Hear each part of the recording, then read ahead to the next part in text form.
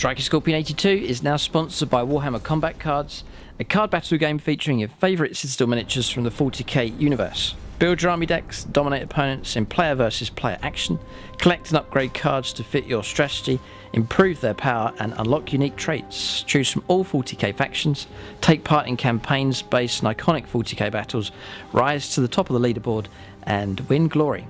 Free to download and play. Link is in the video description below or on the channel homepage, and by using the unique link it helps support the channel. Thanks and enjoy the game.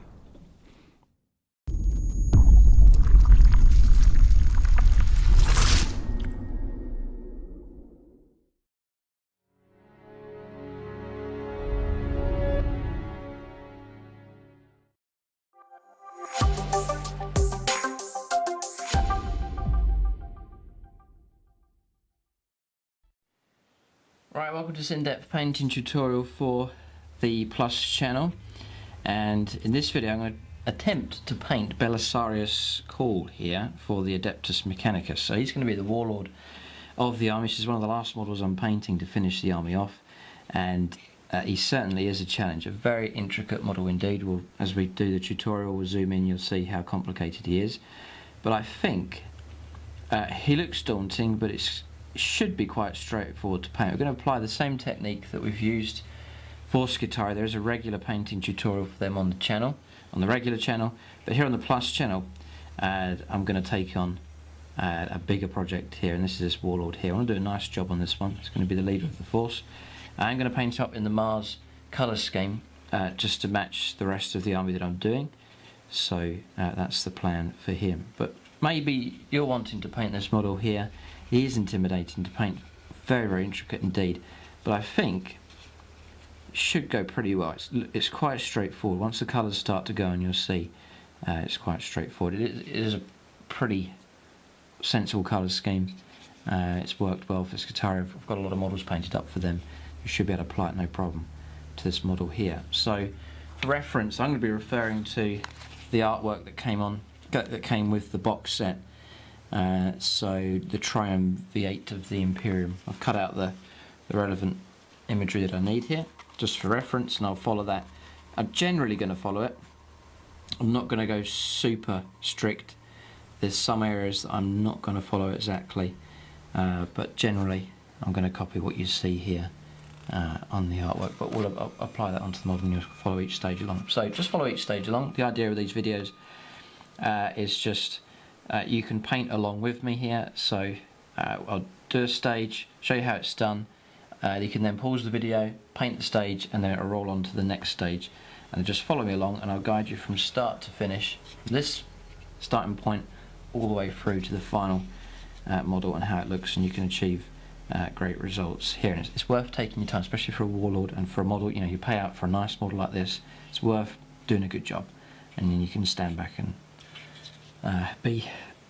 congratulate yourself on doing a nice job on this model. I mean, it's in a battle, your opponent's going to be looking at this one here. People that look at your army, they will be looking at this model here. Is quite a focal point, so it's worthwhile doing a good job.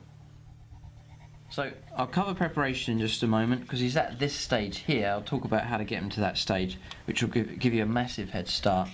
I'll explain a bit later. But for materials, so glue him together. I've stuck him on the base.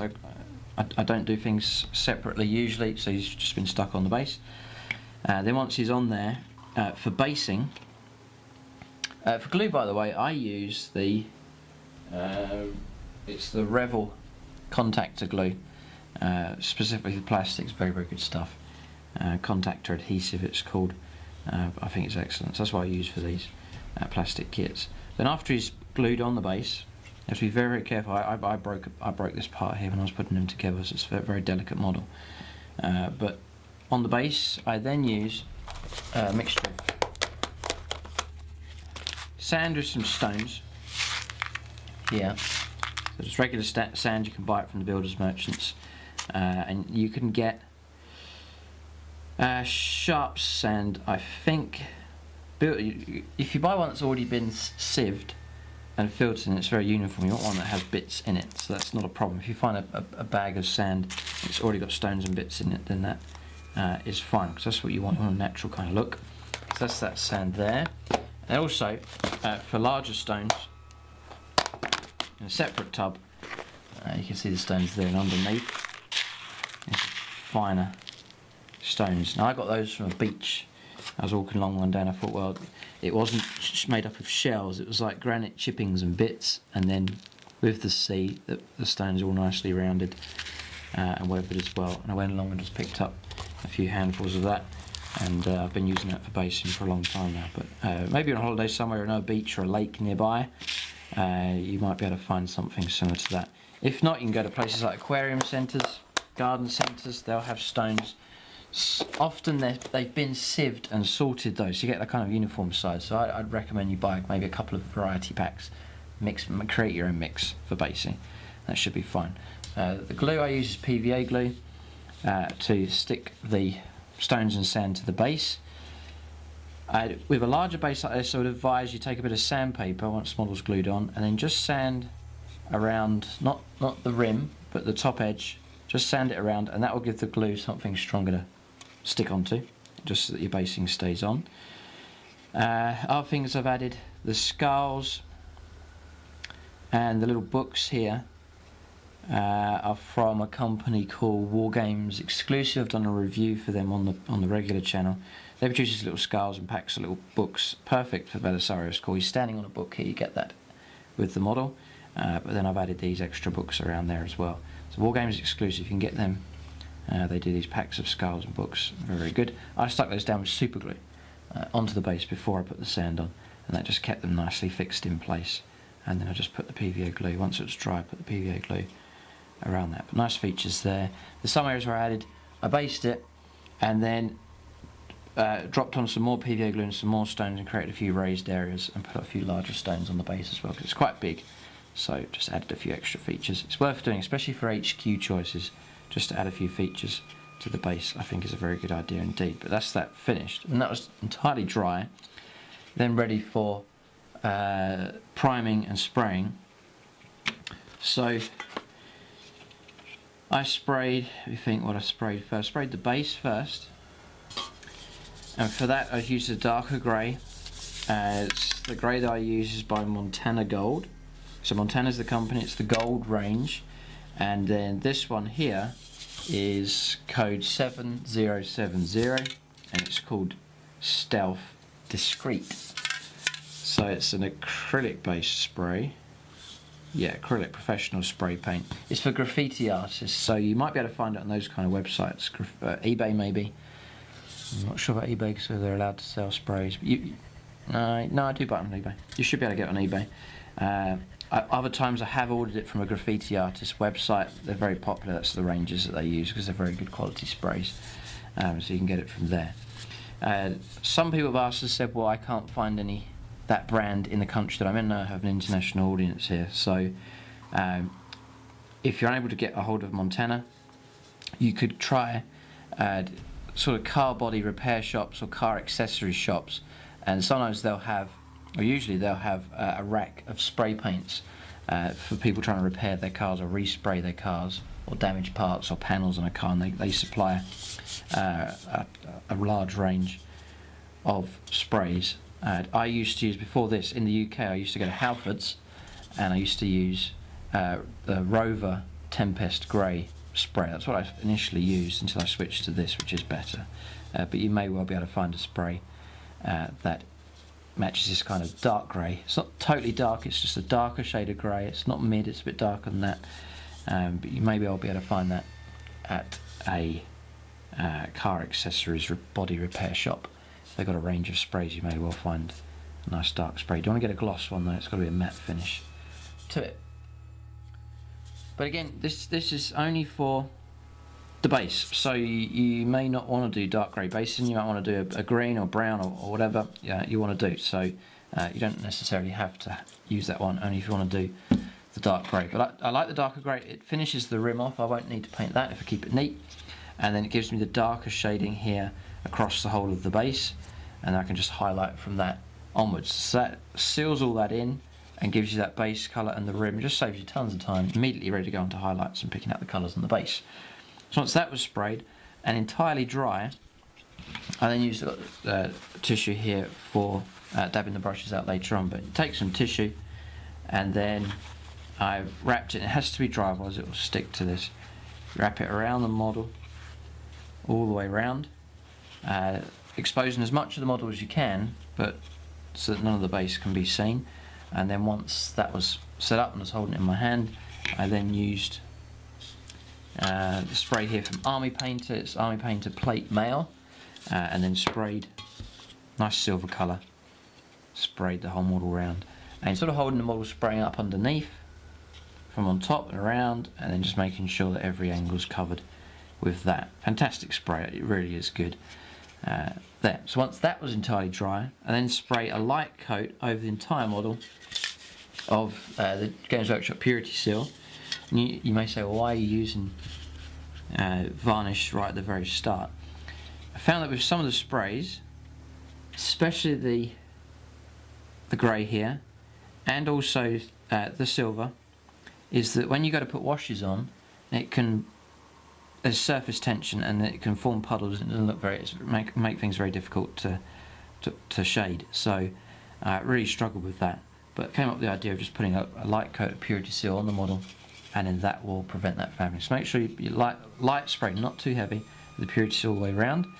You do have to go very, very light with this. It's a very, very fine mist, and if you go too heavy it kills all your metallics, so you've got to be careful with it. But a very light dusting of it, and then when I paint the washes on, they should go on absolutely fine onto the model. So it's quite an important thing to do. And then silver is just going to give you a massive head start.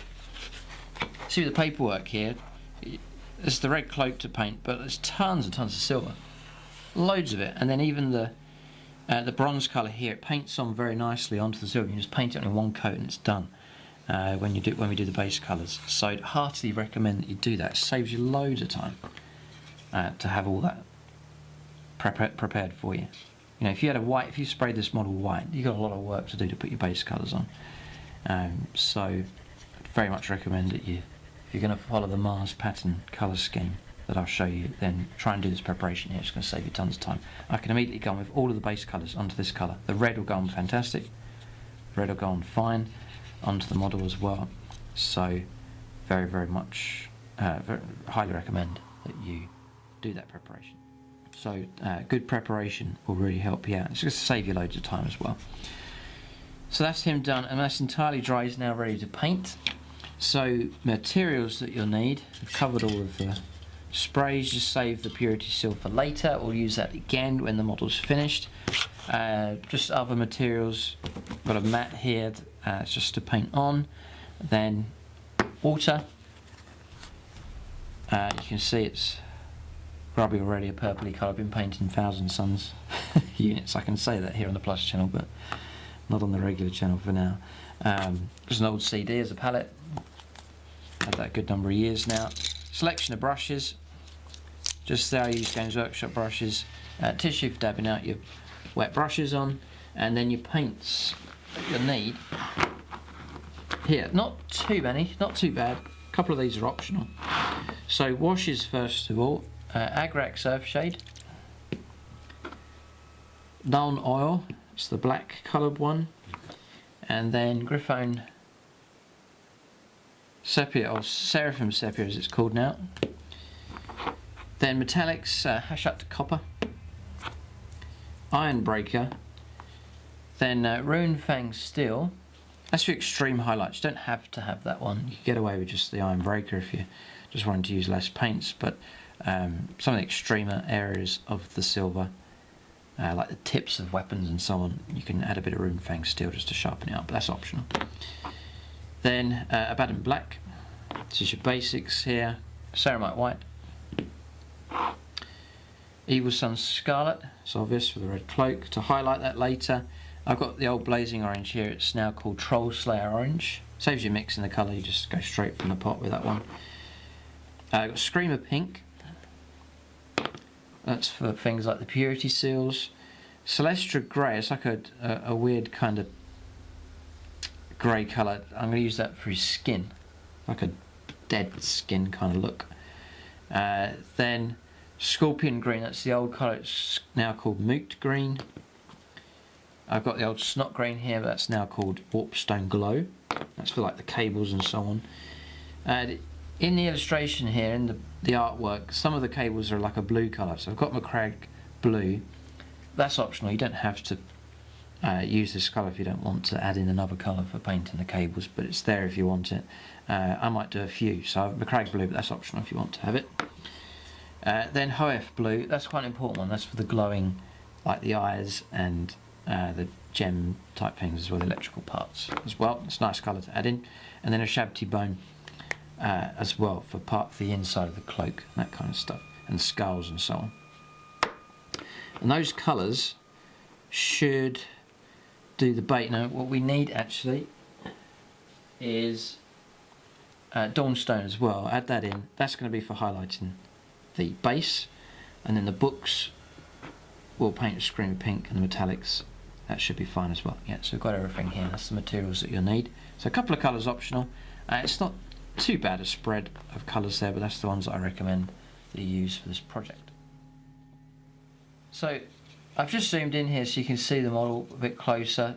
It unpainted, it is like a bowl of spaghetti here.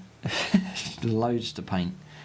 But I reckon we can crack this, so it's doable. So it really is. Once the colours start to go on, your brain starts to... You just get used to it. It's funny, you see them, I've noticed this a number of times painting, you spray up a model and you think this is going to be so hard to paint. But as soon as the colours start to go on, it's like your brain starts to adjust and starts to memorise the structure of the whole thing. And then, it really becomes doable. It's amazing how the brain adjusts to the task in hand. So we'll make a start with some colours. The first thing I'm going to paint is the base. We'll get that mostly done, and that's out of the way, and that frames the model nicely, and then we can move on to the rest of the model. And also it helps because as you're painting the base, your eyes and your brain are just analysing this whole project, and believe me, that really helps you out when it comes to moving on to painting the model. So this is an in-depth painting tutorial, so I did sort of share lots of different tips with you and so on. So I open the paint like so, and then usually I put in this is an old bit of plastic from a flying base here, and just usually stick that in the gap there. That keeps the pot open for you. One of the questions I've been asked a lot is how do you thin your paints? And usually I use them straight from the pot as they're new, and then as time goes on they do start to evaporate with the open pot just there. So I just dab in water. I'll show you on this one here actually. So if your paint goes too thick, it clogs up your brush and doesn't flow, and when you're trying, especially when you're trying to paint details, it's an absolute nightmare. Or if you're trying to paint a large panel of colour like this, if your paint's all cloggy, it's not smooth, it looks horrid. So it's good to have a good flow. This Dawnstone here, the paint's not flowing out of the lid back into the pot, so it is too thick. So I just take some water on the tip of my finger and I just drop it in. Now this water's dirty, it's alright for the grey. If you're trying to thin down some white, for example, or yellow, don't use dirty water. Use some nice clean water for that, otherwise you'll ruin your white. And then shake it up. It sounds pretty good inside. Open it, and the paint's still not flowing out of that lid. So I'm going to put some more in. It's looking a lot better, but it's not enough. You can buy a professional paint thinner. It's better than water, no doubt, but water served me well enough down through the centuries. Okay, it sounds pretty good. Still no flow. It's amazing how dehydrated paints get, and that's by just with the pot being open for different projects, and gradually it starts to evaporate and you lose the liquid inside and the paint becomes thicker and thicker. So I'm just thinning it down. Should have a nice flow to it. Sounds even better now. You can probably hear it there.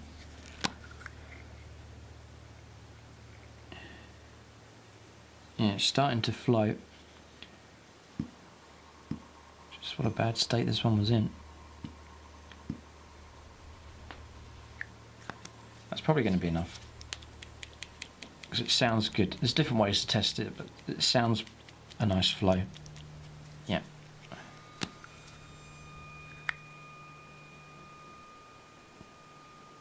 Yeah, that paint's starting to flow into the pot, so that'll do. I'll thin that down just nicely. Yeah, see it dripping down? That's perfect. Stick that just in there. Games Workshop paint's nice pigment usually, so thin them down like that. You're just restoring the liquid that was originally there anyway, so it should be fine. So I've got a wash brush here, and I've actually licked it, so the bristles are slightly damp. Because even though this is a dry brush, you don't want your brush too dry.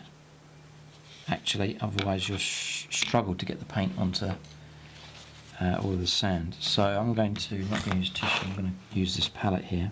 I've lifted some of the paint, and then I'm just taking out the excess. And then I'm just going to highlight around here. Now, for this, that doesn't apply for every project. For this particular project, if I flick up some grey onto the model, it actually doesn't matter at all. So don't worry about being neat if you flick it onto any part of the model. The skulls I will do the bone colour later on, so but I've flicked paint onto them, doesn't matter. I'm going to be particularly careful.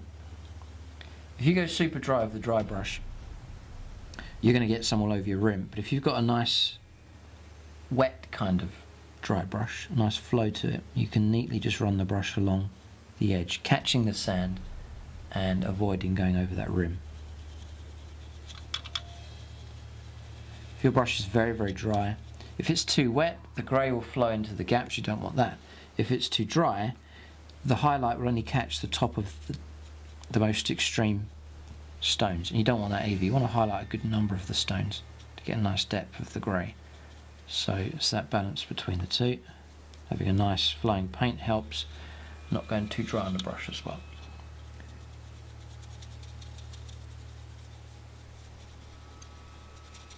So that's that just there. So I'll finish it off, just going to go around the whole of the base. Alright, so I've gone around the base just there with the grey, looking good. My brush, I haven't washed it out, still got the grey on it.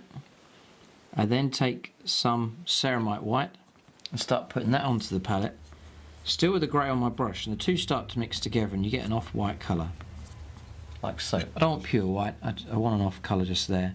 And now I'm looking just to highlight the base here with this off-white colour. And again, the brush does have a nice flow. It's not ultra dry here, it's got a nice flow to it, and I'm catching a lot of the stones here, and then I can neatly go up to the edge. There's a nice flow just there. If you think the white's too strong, just mix in a bit of your grey with it, no problem at all. I'm just neatly going along this edge just here, and you can see how this lifts out the stones. But this is going on quite nicely. Just going in between the books. Not too worried if I flick paint onto the books, no problem, just going to paint over them later anyway. And that's pretty much that whole side, and you can see the difference. There's a highlighted side and non-highlighted side just there. That picks out all the stones. Just nice. So I'll just carry on with this now around the whole of the model. Now, another tip. What happens if you do flick paint? It will dry very quickly if you do get it onto the rim. So very quickly, wet your finger and then scrub it off. But you have to be quick. If it dries, it's going to be harder to get it off. So this is virtually going to be done on camera here. It's very quick. Just pushing the brush inside the gap there. Take a bit more white and some of the Dawnstone that I have already on the palette. Flick it across this larger stone here, catching the edge of it.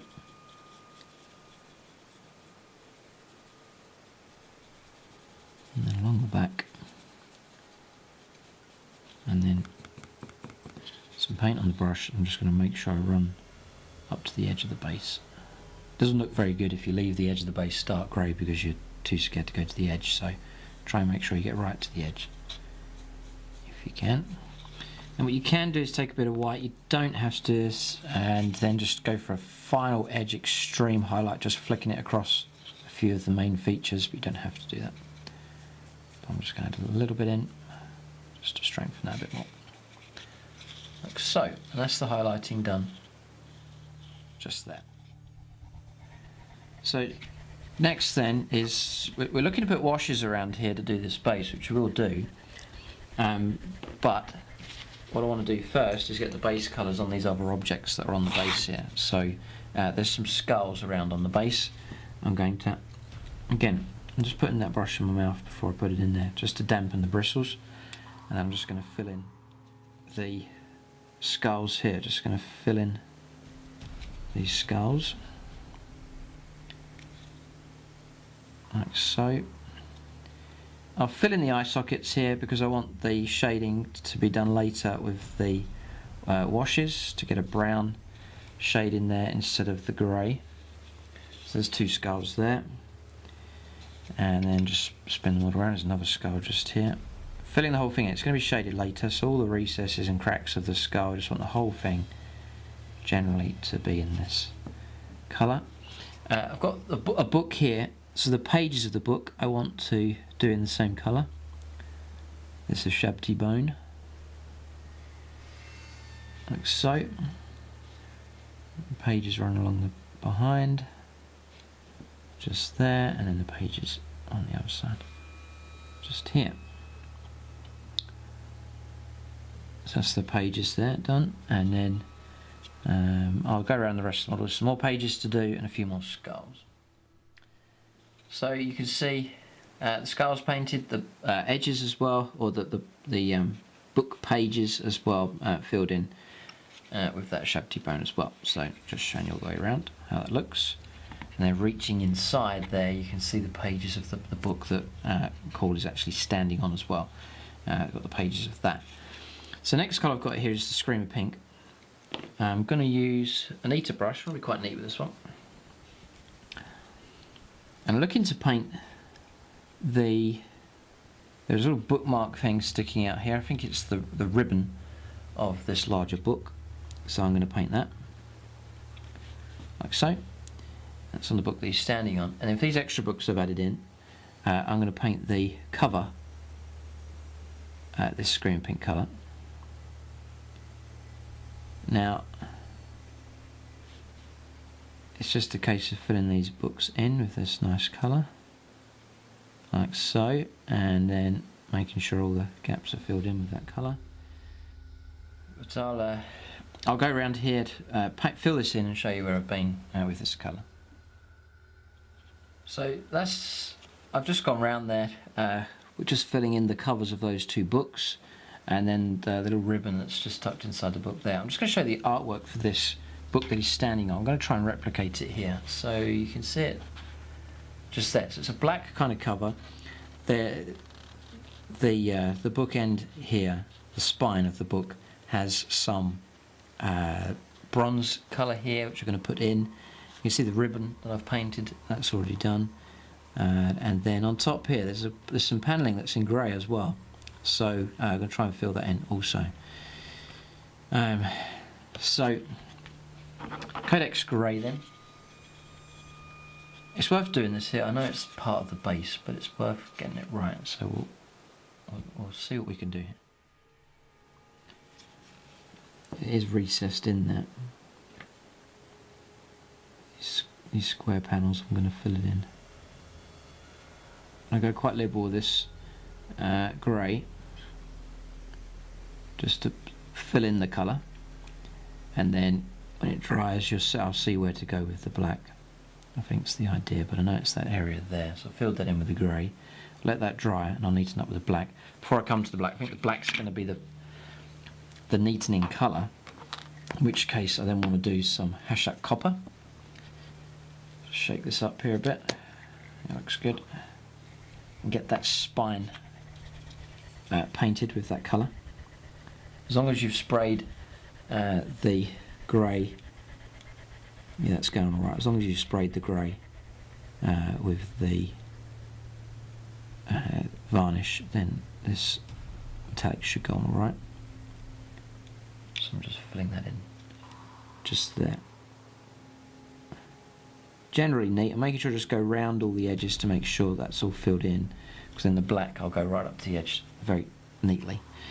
There's the corner plates on the book as well, on all 4 of the corners, so I'm going to fill those in with the Hashut copper. I'm including this as part of the base because it is laying flat on the ground, so I know it's part of the miniature, but I'm going to include it as part of the base here and get that aspect of it done, at least up to the shading point, just there. Okay, so that looks pretty good. It's nice to have features around on the base, especially for a nice HQ. You haven't just stuck him on a base, put sand around him. You've got some nice features to look at, and I think the books just really suit Belisarius CAWL, the whole character and storyline behind him. Those books are a nice setting there, just on the base. Before I neat him with the black, I'm just going to take some, again quite a fine brush here, some of the Ironbreaker, and I'm going to paint the edges of these books that I've added to the base here. So all the metallic work, the whole rib and spine, some of the central sculpting work as well, just going over that in the metallics, making sure to catch the edges as well if possible, because it's quite 3D here, making sure that that's all painted up as well. So I'm just going to go around that with the metallics as well, but you can see it going on. It's quite important to do that nice and neat. So you can see the books finished off there, these 2, just gone around with the metallics just there, nice and neat. That's all ready for shading. And if you're neat there, it's going to save you loads of work. You'll just go with a few highlights and that'll be those done. Just there. Neatened up a few of the pages. Went round with the Uhsabti bone as well, just neatening up the pages, making sure that all the gaps are filled in and so on. It's worth doing that now. So all we need to do next, the only other base colour left to do on the base here is the black here on this book. So Abaddon black is what we're going to use, and then it's just a case of neat as possible going around the details here. You do want to be neat, and the shading will tie everything in. If you are messy, then no matter how much shading you put on it, you'll see that coming through, so it's worth just being nice and neat here. It'll make highlighting later on a lot easier. I'm just neatly going around these panels here, like so. So I'm just going to go around the rest of the book. Now that the grey's dried, I can see where I need to paint here on top of the book there as well, but I'll get that finished up. Okay, so pretty much finished now with the base as far as the base colours are concerned. So I've gone around the book, you see neatly now, I've gone around with the black, leaving those grey panels just there. Then this is the ribbon here tucked in. It actually does pop out the end. You can barely see it's in the dark there, but I've touched in a bit of the Screamer pink onto that. There's little tabs here sticking out as well. Just pick those out in the Ironbreaker metallic. And that's about it. I'm just generally gone around making sure it's nice and neat. Remember, you'll need to reach inside here as well to reach those pages. And then the edge of the front cover of the book as well is in the black also. So I've spent my time there just getting it right, and then you can just put the washes in there and it'll shade up nicely for you. Almost ready to shade the base. What we also need to do is I'm going to take a larger brush here that's still got a pretty good tip, taking the Ironbreaker, and then all the metallic bits that are sticking out here, I'm just going to quickly cover those in the metal, being careful not to go onto the base, picking all those out. Anywhere, it may seem strange to do it, but anywhere where the grey is and that the silver's not reached all the way down, I'm actually just going to pick that out in silver here as well. Reason being is that there's a few metallic bits in here, like this gap in the robe needs to be filled in, and it's just going to link the whole model together. And also, when I come to paint the red will go on much better onto the silver than it will onto that dark grey. So I'm just going to add that in, and then I'm catching these. I've just found a foot here coming down that needs to be picked out in the silver.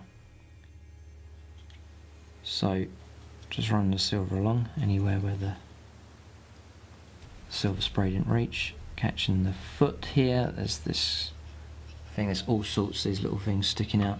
Just making sure that they're all filled in with the metal, because you're going to go straight onto the shading with the metallic areas. Now onto the foot here that's on top of the book, going nice and neat. That's in grey, so I need to get that in silver. This crab thing that's coming out of the front as well, just going to cover the whole of that in the metal as well. So I'm just going to go around the whole of the model here with this metal, just making sure that it's all nice and neat there and filled in all the areas that should be, right up to the base, all ready for shading. Okay, so I've gone around with the metal here and it's nicely dried off, but nice and neat around the edge, so that's all ready to shade in. You can see all the metallic parts just there, and the feet, and so on. Now I was going to say we'll go and put the wash over this, but it's going to be the same initial wash that we're going to put over the other parts of the model as well. So I'm not going to put the washes onto the base. The base colours are done on there. Now what I want to do is try and bring up the rest of the model up with those base colours as well, and then once that's all in place, then we can then just start layering on the washes. So here we go. This is the I'll try and paint this spaghetti monster here. So by going to the reference, what we're going to paint next is the Hashut copper, and you can see it's things like these rims and edges. Some of the parts, you've got this part along the back here, parts of the axe. We're just going to paint those onto all of those areas. You do want to be neat. You don't want to get that colour onto the metallic areas, although you can repair it later on. But just pick all those out. It is going to take a while. You can see there's a number of bits to pick out, but once that's done, the wash just goes over the top, and then we just pick it out again later on. So it takes a while, but it's worth doing. It's a real feature of the model. So I'm just going to use that as my reference here. So I'm going to use a standard brush with a nice tip, and I've got my Hashut copper.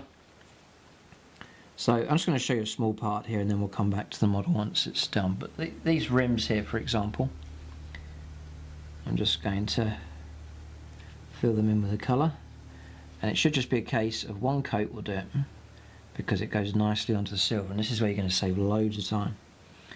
Just go straight onto the silver, no problem at all, just in one coat like that. I'm just going to tilt the miniature up so that I get the, because it's quite a raised ridge here, so I want to make sure I get all the way around it, then tilt it back up again and make sure I get underneath also. Fill that in like so. You can see that going on there. It's going to take a while. I'm just going to go around the whole of the model using this as my main reference, then just fill in all these areas here with this colour.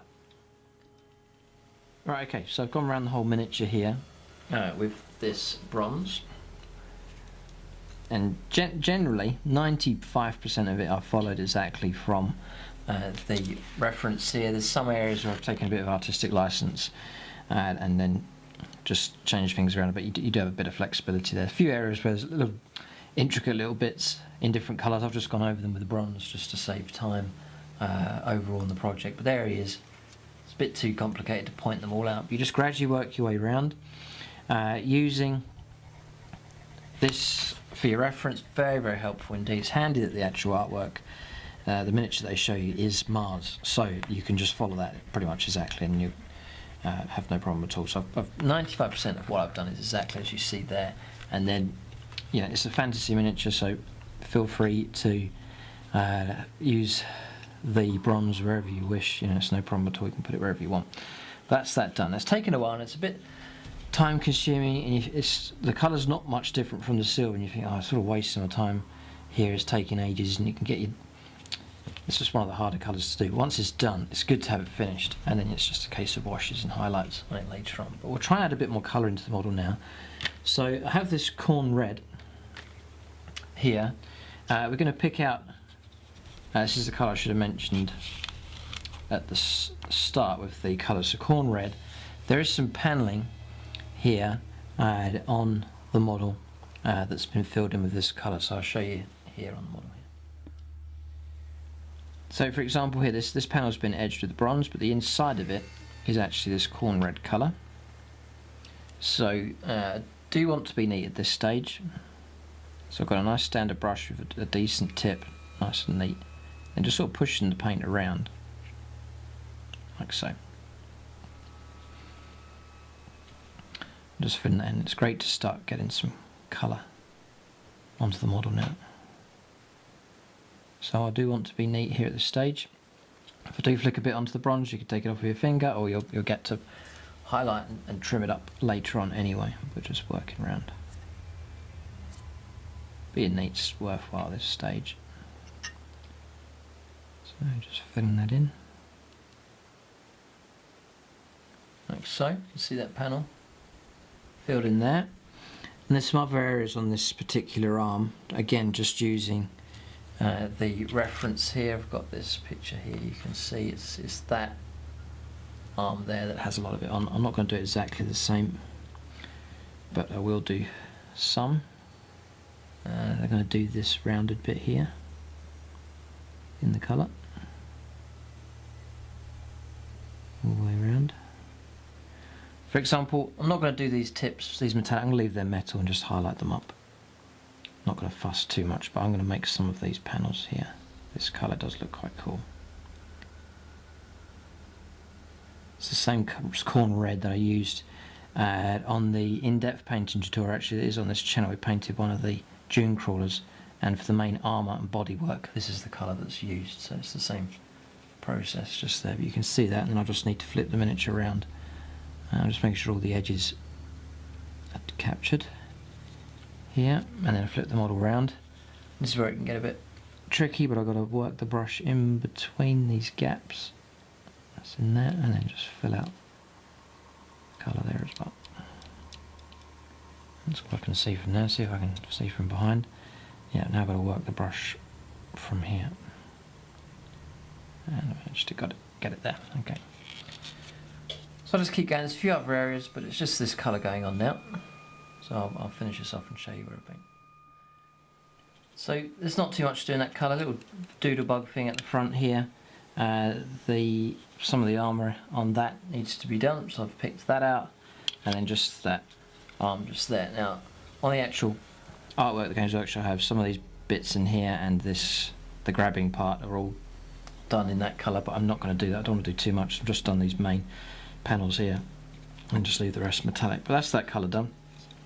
So we'll go on to another colour now. I reckon we'll do the Uhsabti bone, which is the cloak here. So that's the cloak. Now usually it's the inside of the cloak, but looking at the artwork here, and this is good, you can see the red on top, but underneath's red as well. So I'm not going to do that in the, that's going to save loads of time. So that can just all be red. There's no Uhsabti bone there at all. So it's just a few areas. There's things like skulls we need to pick out, and then his sleeves here, the cuff of the sleeve inside and outside, that needs to be picked out in the Uhsabti bone as well. So we'll get that colour onto the model. So this is looking to be pretty neat here. Remember, we've got the red though to finish off a bit later on, but here is the cuff. Again, it's tricky because there's so many little bits in the way. Now I've overflowed onto where the red will be just to make sure that I get that in, and then I can neaten up with the red later on. But just filling that area in with the Uhsabti bone, and then making sure I get the inside of the sleeve as well. You can see that going on. It's getting excited now. The model's starting to fill out different colours.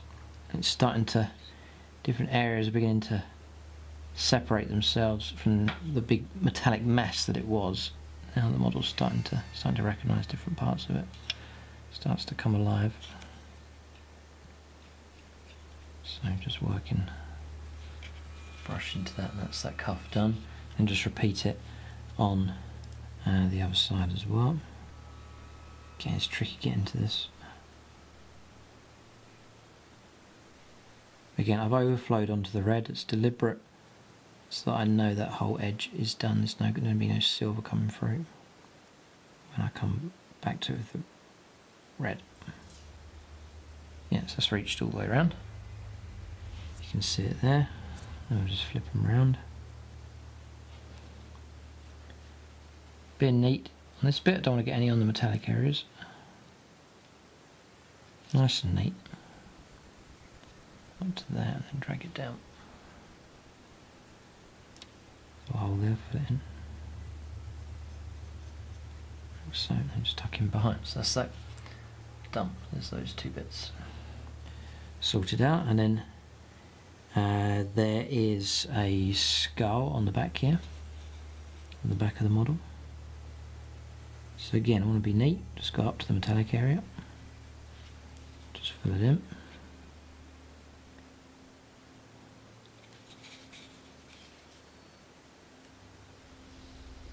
It's not too bad here, it's not taking too long.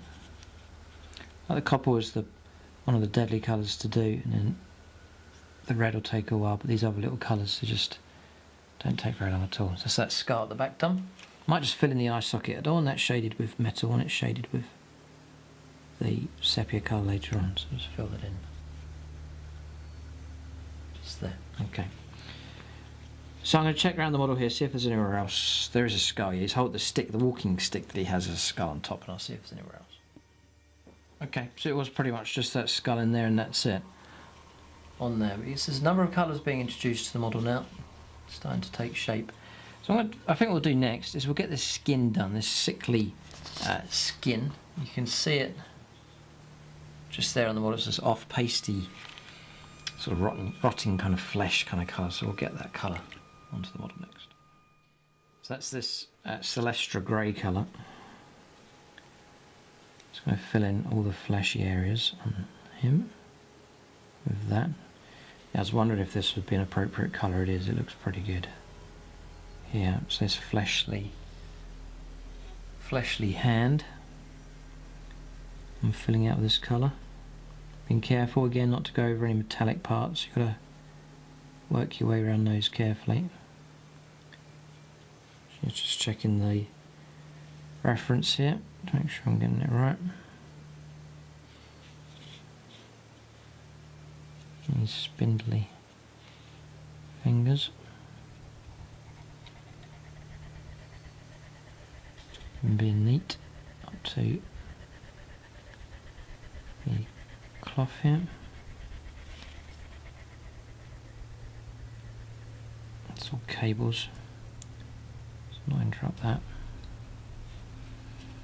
That's good, that hand looks alright. And then there is all the other hands are metallic, so really it's just this face. So I'm just going to tuck the brush into the face, just that. Like so. And that's that colour gone into there, and that'll be shaded heavily later on and then picked out with that colour. So that's that Celestra grey, I don't think there's anywhere else.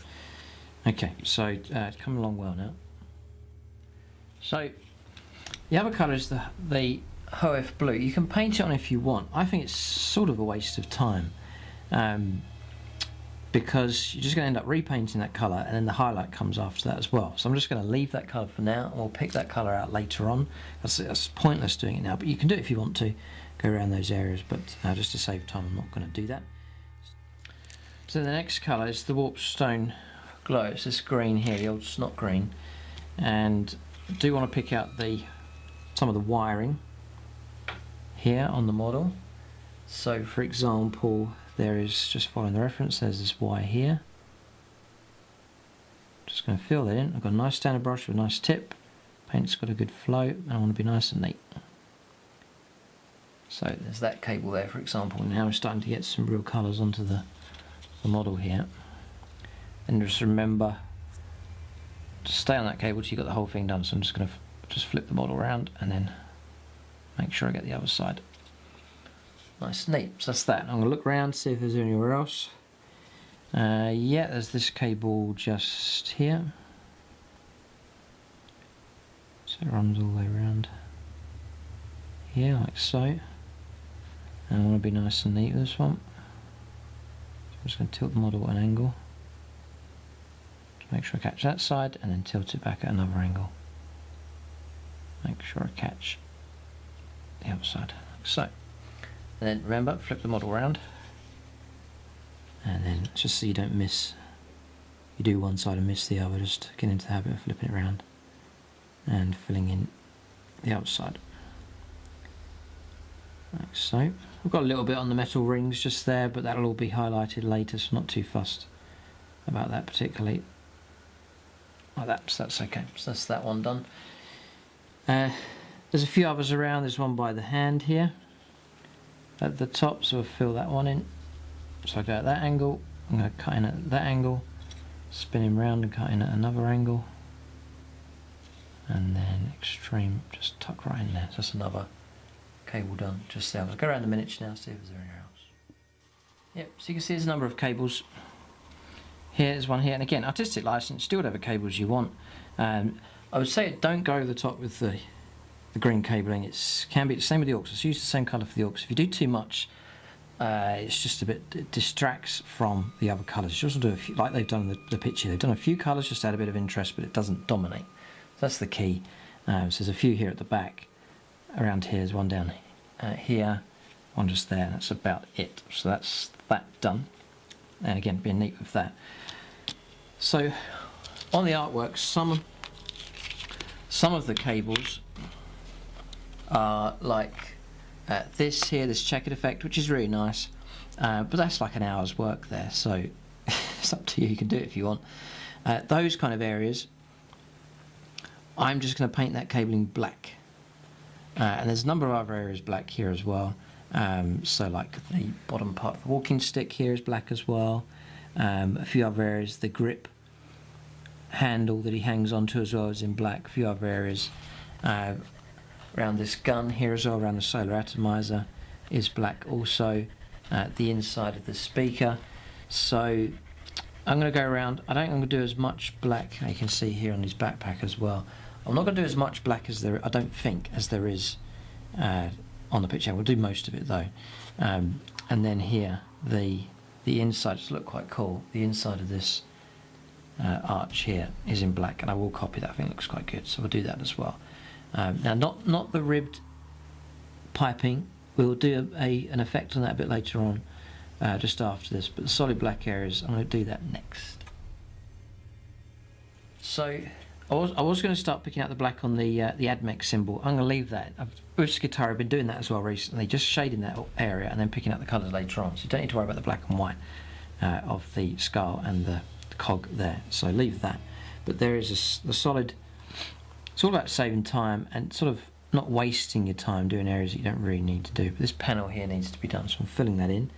And again, I'm just copying the artwork here, so it runs right up to the edge, like so. And again, just using a standard brush, damp brush, nice flow to the paint.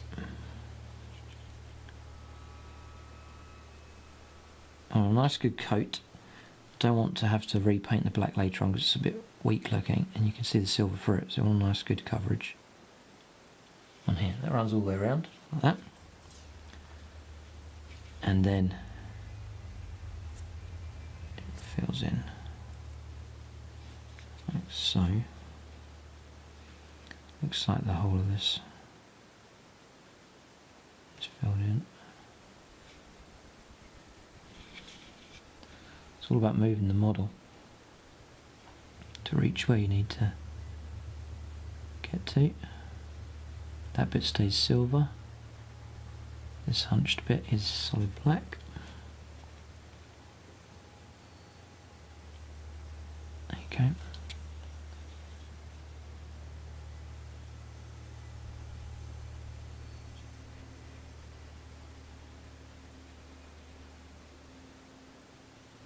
Like that. So then I need to flip the model around and then work from here.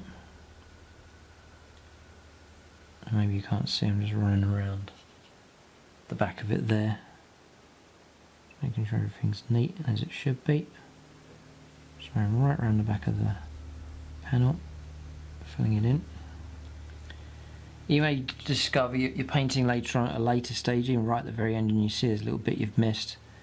Doesn't make any difference, just fill it in. It's no problem at all. The black's easy just to fill in there.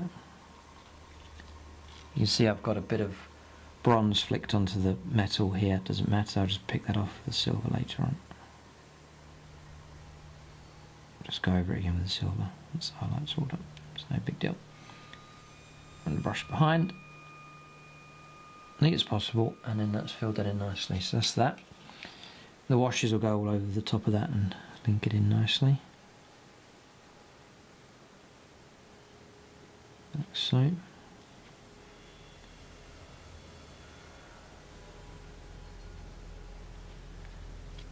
All these help to fill in the model, so you haven't got vast areas of metalwork all shaded, because you get large areas like that, it looks cheap, it looks like you haven't made the efforts. It's worth filling in all these little bits as much as possible. There's a few little areas you don't have to do just to save some time. So cable dropping down here, for example, I'm just going to do that solid black. You know, it's not going to be, it's filled in, it's not metal, and then it's a colour that's not significant. It's going to be nicely in the background, it's not going to distract. You paint up the cables in two bright colours and glary, it just will distract away from the main features of the model. So you paint a few black, it just pushes them into the background. Just making sure I get all the way around. Like so. And I'm going to rotate the model. And then try and cut in from the other side. Yeah, I can reach, it's through a tangle here, but I can get in there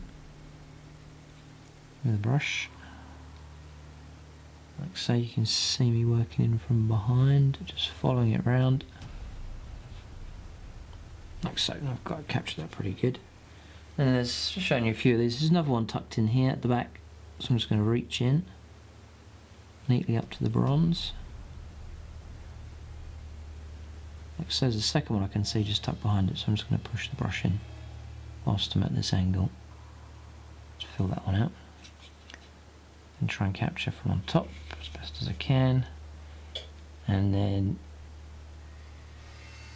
it's difficult to reach in. I'm just being careful not to flick paint onto the armour. That's gone on okay, so I've got that pretty good. In fact, there's a little gap I can sneak in.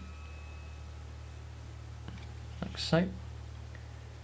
So you see it's a tangle. Here's an easy one. This one here. Solid black. From there to there, come at another angle, to the edge, come at another angle, underneath, from the side.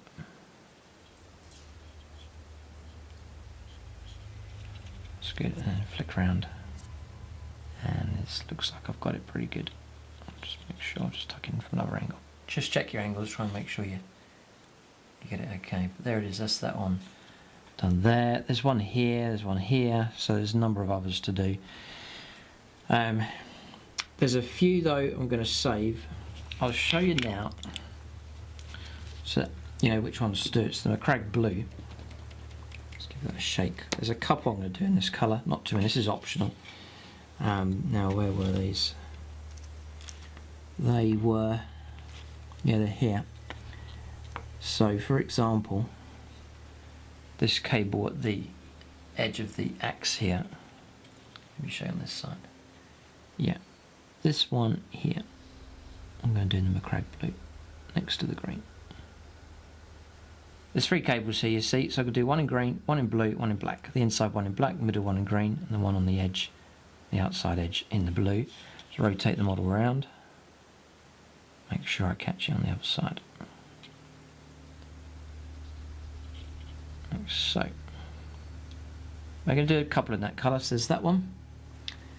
And that's about it.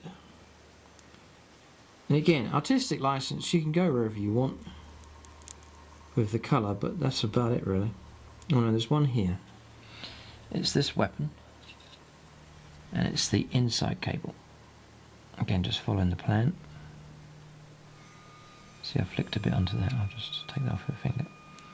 So it's the inside cable, and again, I suppose the rule is here that there's three cables, so alternating the colours between blue, green and black. Like that. See, I've captured it there, and that's nice, it just adds another area of interest, another colour. See if there's anywhere else that has a triple cable. I wonder if there's one around here. I've already got that triple cable that's there, so I think that's about it. So, but again, artistic license, you want to put some more blue cables somewhere else, you can, but it's just another little colour, another area of interest added to the model. What I'll do now is just go around, there's still black cables and some panelling to fill in. Okay, so black's done, coming along well, so you can see I've filled in this, being very careful. I haven't filled in the circle there or the skull. I've left that metal like so. I haven't gone over these triangle bits here. I've left them that bronzy colour. Then we'll just shade that all in later on and highlight it up. But that's quite a nice feature, having that in black. Solid thing at the back. You can just see the different cables as well. Filled those in with black. Also, there is this, the edge of this panel here, this computer screen type thing. That's in black, and then actually the screen itself, you can see it just there. I've done in green. A Warpstone glow. There is, just haven't covered underneath here. There's this square panel here on this axe. That's it, just there. Then there's the handle, the grippy bit of the handle of the axe, the pattern on it there and there, and you can see where his hand is actually around as well as in black. There's another panel here as well, so there's 2 panels there in total. And that is about it. The walking stick as well coming down, you can see just there is in black also, and that's about it. Right, so then what we've got is you have these cables here, these ribbed ones. So what you can do with them is take black, and then you can also take the Ironbreaker paint. Show you the paints on the screen, and then you're mixing up a dark metallic, so black paint, and then this one, the Ironbreaker. It makes a darker metallic colour. I'll show it to you as it goes onto the model. So, for example, this one here. So it's not solid black, which is too much, but it's not the light silver. It's just a darker metallic, and that fills that in. And then when the shade goes over that, that'll fit in just perfectly. So that goes on like so. And again, just working your way all the way around, as many angles as you can reach, to make sure you get all the way around. The model's just coming in from another angle from there. See how tricky this can be, and like that. So I'm just going to go around these other ones, and it brings it down. It links them in nicely with the black one, but it's not the same shade. It's that metallic feel to it, which is what you're wanting to achieve. You can go a bit lighter than that if you want. If you think that's too dark, just add more silver to the mix, and then just make a slightly more metallic version of it. Because remember, there will be washes to go over the top, so it will darken down another few tones. But I'm just going to go around. The rule is basically with that extreme sort of ribbed work is like here, for example. I'll do that in that colour as well. There's quite a few of them, so I'll finish that off next. Okay, so that's that metallic colour done around all the piping. It's taken a while. You can see there's along here, along the back. There's loads of them tucked in the nooks and crannies here, around under the throat, next to the head, running down, loads down the back. There's all these ones down here along the base as well, here, along here. There is actually, as far as I remember it, just tucked in here. There's a bit of ribbing showing through the hole in the garment, just there as well. There's all that to pick out. There's a skull on top, by the way, I forgot, so I filled that in with the Uhsabti bone. And then just looking around the miniature, it looks about it. So, the exciting part really, that's the red. It's the iconic colour, which I've saved till last. So, for the red, we have the 2 arms, the sleeves and the 2 arms, the head here, and then the main part of the cloak here to fill in with red. Once that's done, we're ready to start putting washes on the model, and then moving on to the next stage, which will be a very exciting point here. But he looks one style at the moment. When the red goes on, it's quite a transformation. So we'll make a start with that. So I'm going to use, I've got a large brush here, but it's quite a new one, so it's got a nice point to it. I'm taking the Evil Sunz Scarlet, this nice gleaming red, and I want to be neat with this one. I'm just going to start work on the cloak, the bottom. So working the brush up neatly underneath the panelling there, tucking the brush in. If you go too fine a brush, take your ages, no need for it when you're just working the brush in like this. Just pushing it in, like so. These little potholes, holes in the garment, I'm just going to make sure they're filled in, because the shading will shade those nicely, and then because it's a larger brush I can bring it across the fabric quite quickly and give a nice neat finish to it. Now I should be able to just skim over the top of this, just neatly go up to the edge of that, and up to the edge again. Just don't want to fill it in. That's perfect. And then just to the edge of the garment here, should be able to run the brush just to the edge like so. Neatly down, yeah. So I'm just going to work along. If you come to a very fine area, like these arms for example, I'll switch to a detail brush, and also the most of the head as well. But for these large areas I recommend you use a larger brush. So again, just running to the edge and tucking it in. Nice and neat. And then just using the brush strokes just to smooth out the paint. And you see it's gone to the silver, one coat, looks like it's enough. And what a transformation that'll be once all that red's done. So I'm just going to go work around.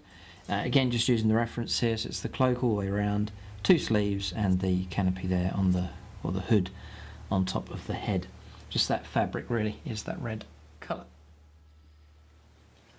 Alright, so red is done and you can see the transformation that's taken place there. So it's quite fiddly to do. So you're filling out the panel here. Remember to catch underneath the cloak just there, so there's that to pick out, and just gradually working your way all the way around like that. Then there is the sleeves here, and then it continues on down and into and all the way around behind. And by the way, there's a ribbed electrical bit here. I filled that in with the Hashut copper. Then that cloak runs all the way around the back there and then continues on around there, and then up this side. It's a little bit of work just using a finer brush, and then this sleeve down inside, and then the red cape, which again runs underneath. You can see it underneath there. Need to fill in all that as well. Now I would say fill that in and then shade it, and then we're not really going to pick that out later on. It's just to make sure the red's in there at least, and the shading will take over. It'll be this kind of area that you can pick out and highlight later on. Now, something else I just noticed, I'll just point it out whilst it's on camera here. That's the inside of the hood. So neatly, you don't want to go onto the face here, but the inside of the hood needs to be picked out in red as well. And again, that'll be shaded and you'll not have to paint it again later on, but that looks better. Then, because it's so fiddly that bit, you're trying to fill it in, there's some mistakes to cover up. So, for example, I'm just remixing a bit of the dark metallic colour. I went over some of the pipes by accident. You can see just here. So I'm just going to paint that now. And then just make sure these are all, there's one on the inside here as well. So I'm just going to neaten up. So to just check the model over. Seems that the red's particularly fiddly. So just rolling it round. A little bit in the bronze there, but that'll disappear when I highlight later. With that, but it's all looking pretty good. And yeah, no, happy enough with that. So with that all done, that is just looking here, yeah, that's all the base colours finished. So that's how he looks with all the base colours done. Remember, we've got the base, all the base colours on the base done as well, so that's all finished. So now you're moving on to the washes. And there's 3 washes that we talked about or mentioned at the start. So the first one that we'll do will be the Seraphim Sepia. And this one is not going to go over the whole of the model. This is for the base. So we're going to shade out the base with that. I'll show you that in just a moment. And then also, not the red, I used to do the red, but don't need to do the red. The Agrax do that later on. But any of the bronze areas, not even going to do the scars, just only the bronze areas. Any bronze area is going to pick them out. So on a nice larger brush, but with a good tip, then just feed that colour in, just to enrich that colour with this sepia here. So I've got a larger brush here. It's a wash brush, and I'm going to go around the base of the model here. So it's just patches around any of the features. So as far as the stone, we're talking about the stones here. So all the way around the books, and then whilst you're there, you just fill in the item as well. So the book's just going to get an even covering. Metal cover, a whole lot in this sepia colour. These scars can have a good coat of it as well. because these books aren't going to be as neat and tidy as the model, because these books may have been sitting there for months, years even, on the battlefield, so they're going to be dirtier and grimier looking, so they just get a full coat of this rusty colour. Then working the brush into the stones here, around where the model's sitting, and around these pipes here as well, working on them. Around the stones here, just going to flow the brush around, like so, like that, and then just a few random patches here and there. But the main point is to get into the bits here on the base, and then actually the model as well, just to surround that. That helps the model sit into the base. See it there? It becomes part of, it unites the whole thing together. It helps. Just going to work this wash just under the model here, around the feet, like so. And then there's this rocky formation here. Just going to run the brush around that. Adds a bit of depth and a bit of interest to the base. It really does help. These skulls, just fill them in. So you can see the wash going on nicely. Some skulls here. Round underneath this little grab thing. And then I'm going to feed some of this right inside the base here. I want this shaded and out of the way, and pushed into the recess, and then I'm shading the book now. Maybe just around, not the whole thing, because this book maybe is a cleaner one. Maybe one that he carries around with him, I don't know. And then around the base of that. So that's the base done. Yep, happy enough with that. Looks okay. Some nice textures on there. So then I think this brush is too big for the bronze, but still want to use a larger brush. We're going to use, I'll say, a large brush with a pretty good tip. It's half the size of the wash brush. Going to load up a nice bit of this wash here. So I don't want to flood the silver areas, the metal areas. I just want to neatly go around the bronze. You may think it doesn't make much difference. You can skip this if you want, but I think it helps. It is noticeable. So the sepia colour all around here, like so. It really does enhance that. I'm not going to be too fussy here, like that. There's a bit of the brown there. There's a bit along the back. So just a general coverage, but we do want to be neat. I don't want to flood this onto the silver areas, only the bronzy areas, like so, working around. And then it becomes easy when you come to this. You can just flood that along there, like so, along the top. Make sure you're getting in all these gaps.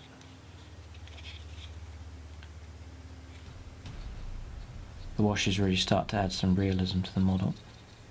Sort of unites all the colours together as well, like so. So I'm just going to go around things like this axe, for example, being neat here, like that, and not going onto the silver, like so. So just go around and do the rest of that. So that's how it looks. It's started to shade this up quite nicely here, especially this area, and then the gun and so on. You can see it does help. It's subtle, but it makes that rusty colour, and it's going to separate it from the other metal. You don't want the two merging together, so it really does help. And the base there nicely textured out as well and shaded. So we'll let that dry. Then we've got to do next is the Nuln oil, and we're going to use the Nuln oil on. And again, it's not the whole model. There'll be a uniting colour. Uniting shade will be the Agrax Earthshade later. But the Nuln oil we're going to use on all the metallic areas. Now the silver areas on the model, the black cabling, the metallic cabling, avoiding the cloak. So you want to be quite neat with this one as well, and that's going to shade that down as well. And that'll be a significant bit of shading to do. But the model's come along very well here. By the time that the washes are finished, the model should look pretty good. So Nuln oil, I'm going to use a large brush with a pretty good tip. And again, now, for example here, I'm going to just fill that in up to the edge, like that, nice and neat. Not getting it on the bronzy areas. We're just filling in nicely up to the edges, and that shades it in nicely. And again, nice and neat. Don't want to get any here on the cloak here at all, so just keep that nice and neat as well. Just working the brush around, just helping the wash to flood into those areas without intruding onto the bronze. And then here, main area is the edge, is the recesses in the edges, to get them filled in with this shade. Not too heavy, they don't want large puddles forming, because you've still got the Agrax, which will go over the whole thing again to shade it, but that really helps the metallic shade nicely. There it is, not done, and there it is done, so you can see the difference it makes. So I'll just go around the whole of the model here. Things like this gun, for example, you're just filling in all of the details here. There's some areas in black I can pick out from this actually, but it doesn't matter. We'll shade this all first with this Nuln oil shade, and you can see it does a nice job there. All the metallic work, getting that shaded in. So I'll just go over the areas that need to be done on the model. Okay, so you can see the wash has gone on there, and it's made a massive impact really. You can see how nicely it's shaded all the metallic work, so he's come along very well. Now you need to let that dry. Just to mention a few bits, just see bits as I go along. It's typical here with this kind of size miniature. The inside of the speaker here, I mixed up that black and metal, the Ironbreaker together, and then just filled that in with that dark metallic colour just inside the speakerphone just there. You don't have to do these things, but I'm just copying along the reference that I have, and that's about it. So just going to let that dry just there. You can see we haven't touched the red yet. One shade of Agrax will do that. I used to do lots of different shades over the top, and it was too strong. It was too much effort to a lot of effort to bring the red back up again. So just one shade of Agrax will shade that just nicely. Same with any of the Uhsabti bone areas like the skulls, the sleeves. One shade of Agrax will be enough for that as well. So the Agrax Earthshade is next. So that's like a dark brown colour. So we've done rusty brown, we've done black shade, and now the one in between. So rusty brown, a browny, darker brown colour. That will help enhance the bronzy areas, the coppery areas, and then it'll also tone down the metalwork as well. And it'll introduce, instead of just flat black, it'll add a bit of grime into the metalwork as well, which I think suits these old machines very well. Now link the whole model together, and then we'll cover, so all the metalwork, both types will be done, all the cables, just the entire miniature. The red as well will do. When you do the red though, I'm going to remove some excess, just trying to keep the red nice and solid as possible. It's just really trying to shade it and then save the raised areas, because if you go too dark on it, you're just going to have to try and build it up later on. And the skulls as well, shade all them in and link the whole model together, and that'll tone it right down, give you all the shading that you need, and then we build up the model after that with highlights for the different colours and really lift him up. But he's coming along very well. So the model's all broken down into different areas now. It really helps once you get the colours and the washes on. You can see clearly now where you're going. It was difficult at the start when it was just that solid metal colour, but there he is. Yeah, so we'll do that. Once this is dry, we'll make a start with this Agrax Earthshade. Alright, so he's dried here. I've actually used a hairdryer to speed up the process. There's a trick that you can do if you're in a rush to move on to another stage with a wash. You can use a hairdryer and it will dry off the shading pretty quick. So that's what I've done just there. Took a few minutes. So Agrax Earthshade then, you're looking to cover the whole of the miniature. I want to be careful with the red. I don't want to saturate this too much, and I will just remove excess with my finger there. So Agrax Earthshade then, we'll start with the red. The first thing I'm going to do is work it into the shading, into the areas, into all the cracks and so on, and then just the excess I'll just wipe away, just with a finger. That'll make it easier later when you come to repaint the red. So just working on all the shading there, and then I'm going to go over everything on the model so everything gets shaded. So I'll just remove that there. It really enhances the red. You're going to pick out all the folds and creases. I don't want to flood it with too much, Just a decent coat will be more than enough. And then just remove the excess that's not needed. And again, work into all the cracks along here, like so, and remove the excess. And then things like all these claws sticking out, cover them. That'll add a depth to their shading, and it'll give it a grimy tone to it as well, just with the brown in this shade here, which is perfect. You're looking to make it a grubbier kind of old machine sort of look. Just go around the book now, the foot that rests on the book as well. Just the whole miniature. Don't want to flood it too much. Don't want flooded areas of this shade. I just want an even shade across the whole thing. I'm just working on this little bug thing sticking out the front. Combine detector or something. Just fill in all the shaded areas there. All the piping. It just tones it all down. Then on the base, add the books here. Just the whole of that. Like so, it's quite quick. Just stabbing the brush into the details here, just into this skull and metalwork. And then the actual skulls themselves, especially the eye sockets and mouth and nose, making sure that they're flooded with the shade. Yeah, that's one area you can flood, is those eye sockets. You want them nice and dark. So that looks good. It's the same principle I've used for most of the way I paint my miniatures, just the base colours. Then the shading, and then the highlights later on. Make sure I catch all these pages on the book. Just there, but it's going along quite quick, so I've done this bottom half here on this side. I'm just going to go around the rest of the miniature and finish off this shade. Alright, so that's the model shaded there, it's still drying at this point. So that's the darkest he's going to look. There, that's all the extreme shading done, but that's all toned down nicely. The whole model's linked together. Now we've gone around with that Agrax Earthshade. So all the recesses covered, making sure to work the brush, use the wash brush for the whole thing here, but just working that brush right in. Any areas that you've missed or too hard to reach with detailed colour, you can reach with the washes, and they'll just tone it all down. You wouldn't notice it then, it's all just pushed into the background. So that's the idea with that as well.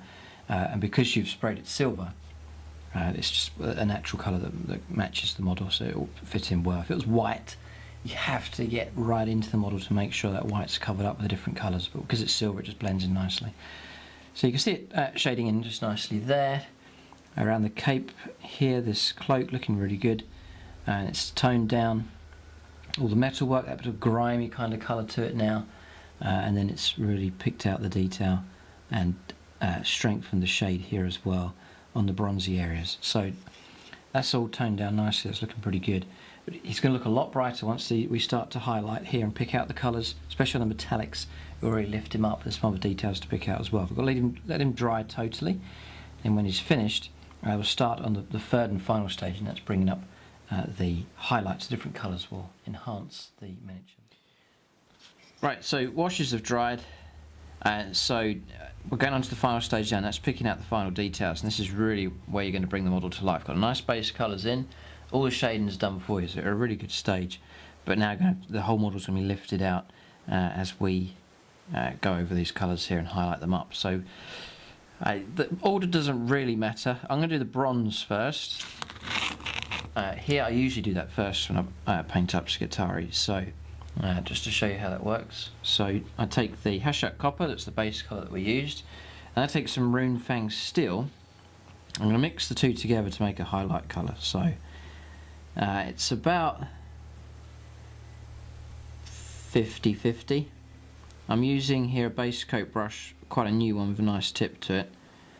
It's about 50-50. You can go as strong or as weak on this mix as you want to, but I'll just try it here. Yeah, it looks pretty good. So I'm just edging this bit. I'll zoom in here so you can see.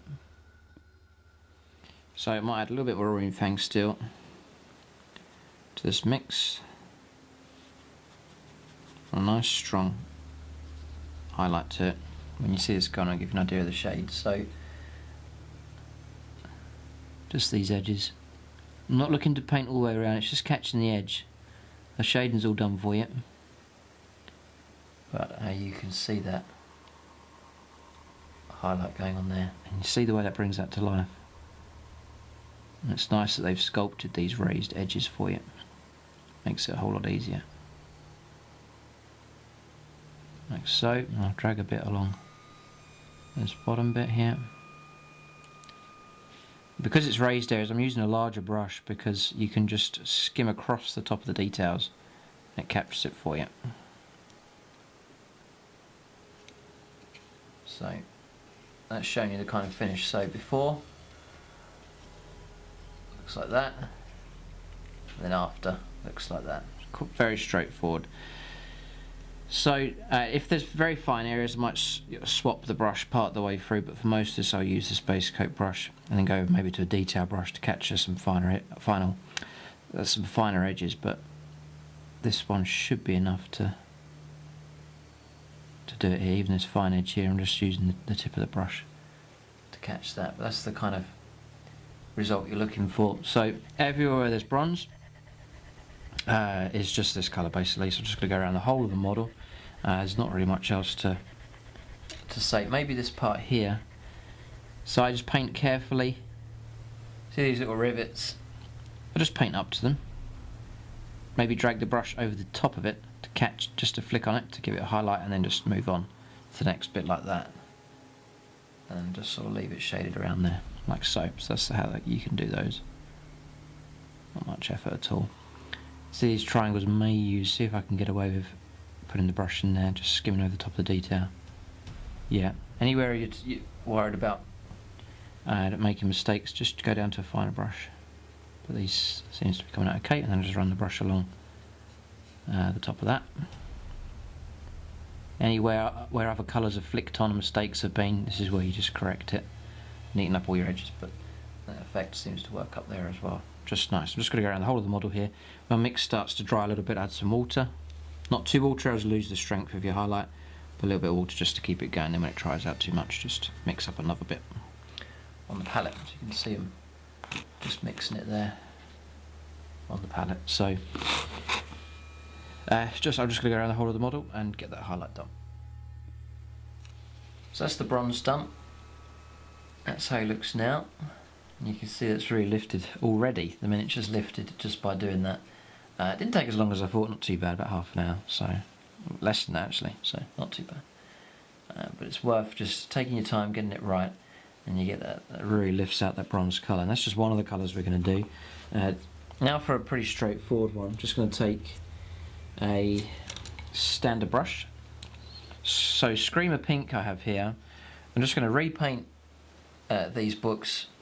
Here, just going around carefully and leaving the shaded areas. I'm just sort of dabbing the brush in, like so, and then leaving the shaded areas, not interrupting them, they're already done. So just filling in. There's a little spot in there I want to reach. That's it.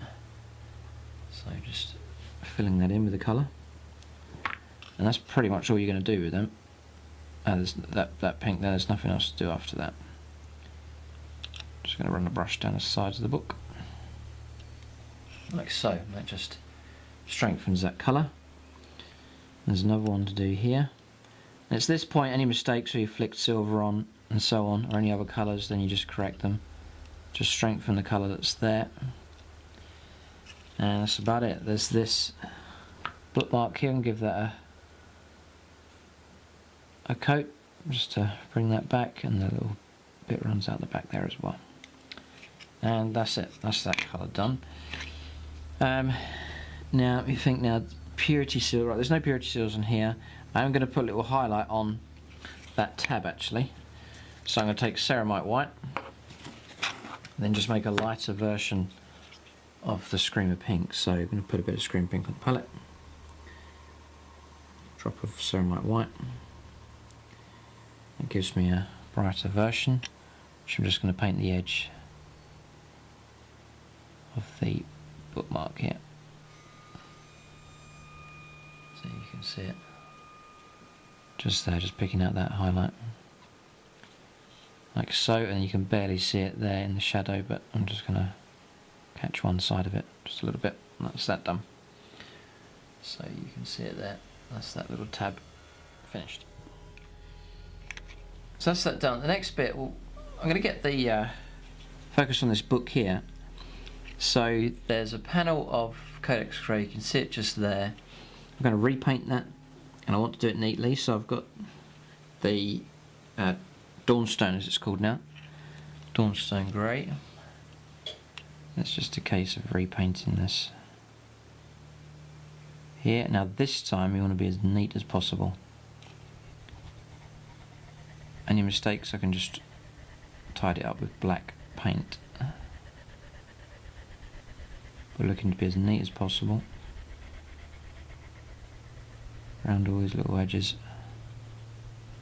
and do a nice job. So I'm just looking to repaint that. I'll paint that now.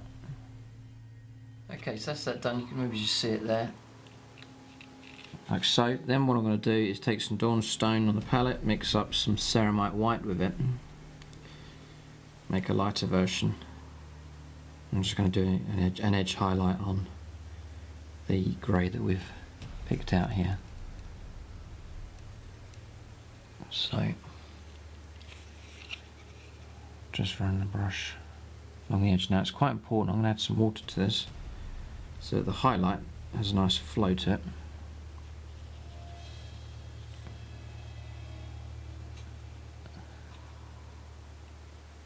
I'm just getting the right angle here. That's better. So you see that nice edge on that, and just sharpens the whole thing up. I'm just copying really the artwork that they give you. I think it's worth doing.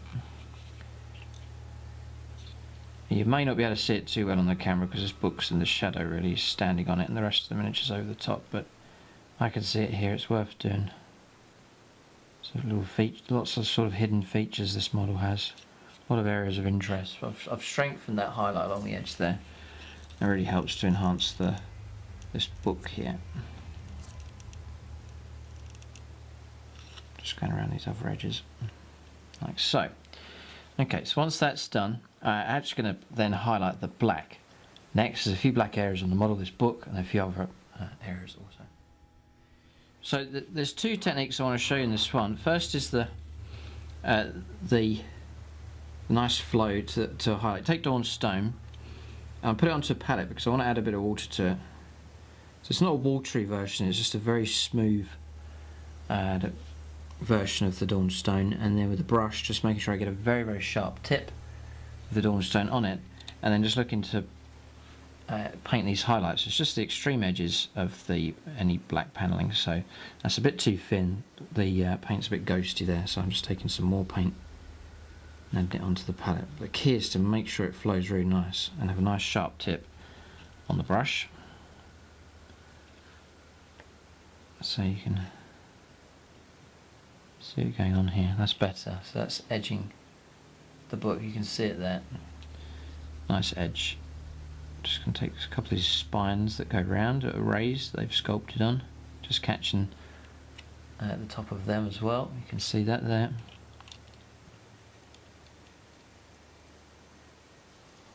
And then just catching the top of the spine of the book and then the edge behind it. If I line up, you should be able to see where I've been. Just there. So there's that bit, then there's the edge just here.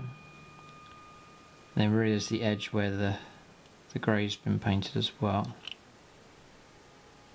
Now I don't want to paint too much edging here, otherwise the grey will begin to dominate the black. It's still got to clearly be a black book, so I don't want to go too heavy on the highlights. That's a nice edge I've just catched or caught there, like so. Just catch behind, then around the other side. Just going to run an edge along the page of the book. Just there, you'll barely see it, but it is in there. That edge has been caught as well.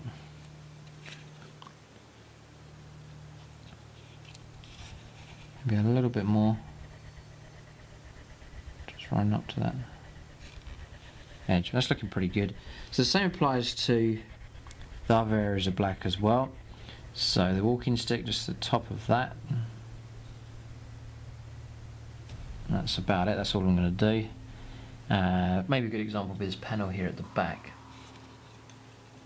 So I'm just looking to capture these edges.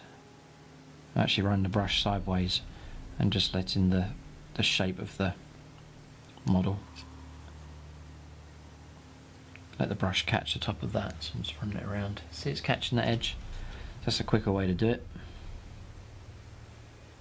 Like so, just running the brush all the way around. Just all your extreme edges you can do in that way. So you can see the edge there. And there's these square panels, just capturing those edges also, like that. So you can see them. That's just plain Dawnstone, and that's all I'm going to do. Not going to add any more highlights to it than that. Trying to keep the majority of it black and then just catching the extreme edges. And it'll be the same for these as well. Now, before I finish it off, I want to show you another technique. So same colour, your options, see this crisscross, this ribbed effect here on the handles. You can go for painting those individually. It will take you a long time, or you can go for a quicker dry brush. Now, it is riskier. I'm going to use an older brush here. It's a large brush, but it's one that's sort of that kind of condition. I'm going to take some Dawnstone, scrub it out onto the palette, and then onto the tissue. So there's not much paint on there at all, and then I'm looking just to scrub it. Let's see if this works. Looking just to scrub it across the top of this. Yeah, it is working. You think there's hardly any paint left on the brush, but there is, and it's just capturing that. Just catching those edges. You can see that there. I think it looks just as good and saves you a bit of time. Just capturing the inside. Up near the hand as well.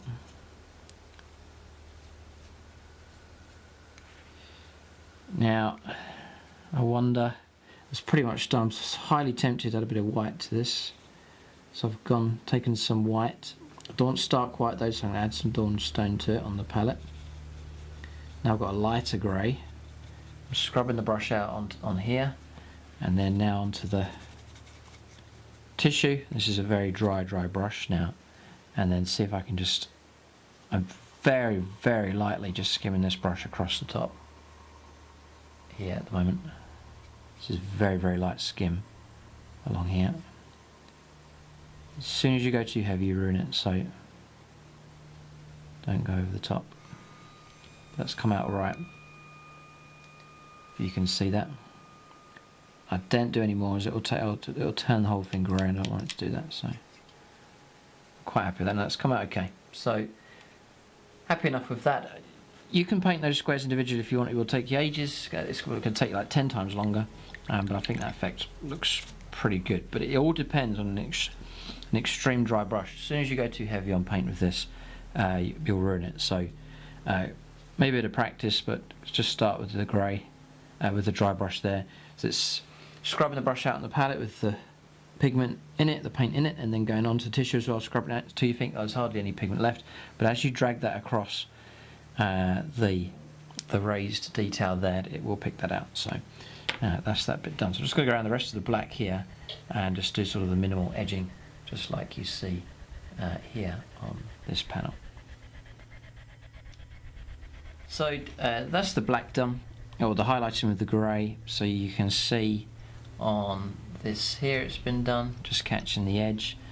The pipes as well, the black pipes, for example, just by the head here, you can see it sort of where it joins. I just do a faded out grey highlight along the edge of that, and then these little boxes and bits here as well, just see the edge. So it's a very fine edge, so you keep it black, the panel's still black. If you go too heavy with highlights, you take away from the black, it becomes a grey bit, so you just want to keep it fine, which is what I've tried to do there.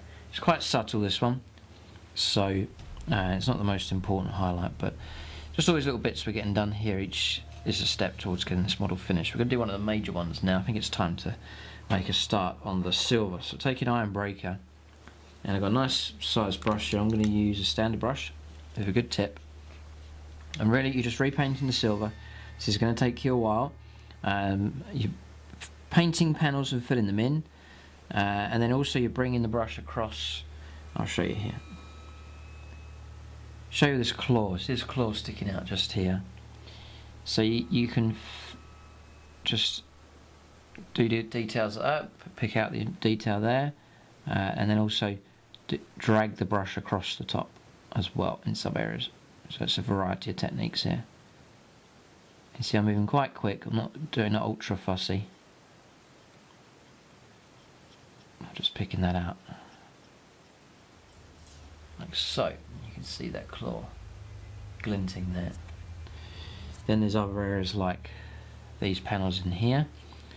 So I'm just putting a dot on all those rivets. There's 2 rivets in there. And then I'm just going to paint around this. So the grime and the rusty kind of colour from the Agrax Earthshade will still be there, but it'll be in the shadings. You don't want a walking rust heap of a model. He's still in working order, so you want to keep him looking quite fresh. So you see the difference? This is really going to bring the model to life here. So you're just neatly going round. It's not too bad. It just will take you a while. I wouldn't call it painstaking, but it's just a fair amount to do. Like so. We're just leaving all the shaded areas. That work's already been done for you. And then you're just picking out those areas like that. So that's the kind of end effect that's before. See it all quite dull and grimy looking, and then sharpened up there with the silver. So I'm just going to go around the rest of the miniature here, methodically working my way through. This will take a while, but once this silver bit's done, you're really on the way to getting the model finished. It's worth just getting this bit right, and you just really just picking out the details, looking out for mistakes as well. As like here, for example, I flicked a bit of red paint on some silver there, so I'll make sure I cover that up. And just do your repair work as you go along. But you'll notice a massive difference in this miniature once all that silver work has been done. It'll really lift him out. So I'll work on that here next. Alright, so that's the metal work done there. It's taken a while, and you'll find that as you're painting it, even in the later stages, you'll see bits that you've missed. It's just the way it is. That's the intricate part to do. But you can see the stark difference now. And it really has, again, another stage that's lifted the miniature out. It really stands out very nicely now, and you can see the bronze and the silver quite separate now, quite clearly defined, so that's all good. So little things like rivets and things to pick out, like on here there's a tiny little raised rivets there, there's some on the back as well, little spots, so just touch those in. I've highlighted the black and not chipped it. I'm not going to do both. I think I'll just keep it without the chipping. There's enough silver on here without starting to put chipping on intruding on the black areas and so on. So I'm going to leave that, not chip up the black components at all. So just go around the whole thing. Remember to do the books as well on the base. There's those to do. These little bits around here coming out the back, and then inside here like the feet and so on. I've had to do this little crab thing at the front. Picked out all of the silver on that. You just go along quite quickly, methodically, and just work your way around, and gradually you get the whole thing done. And I was just dragging the brush across the raised areas, and then you get that kind of it's a pretty quick result. You don't have to spend too long on a certain area, just working your way around. Just seeing an area I've missed, actually.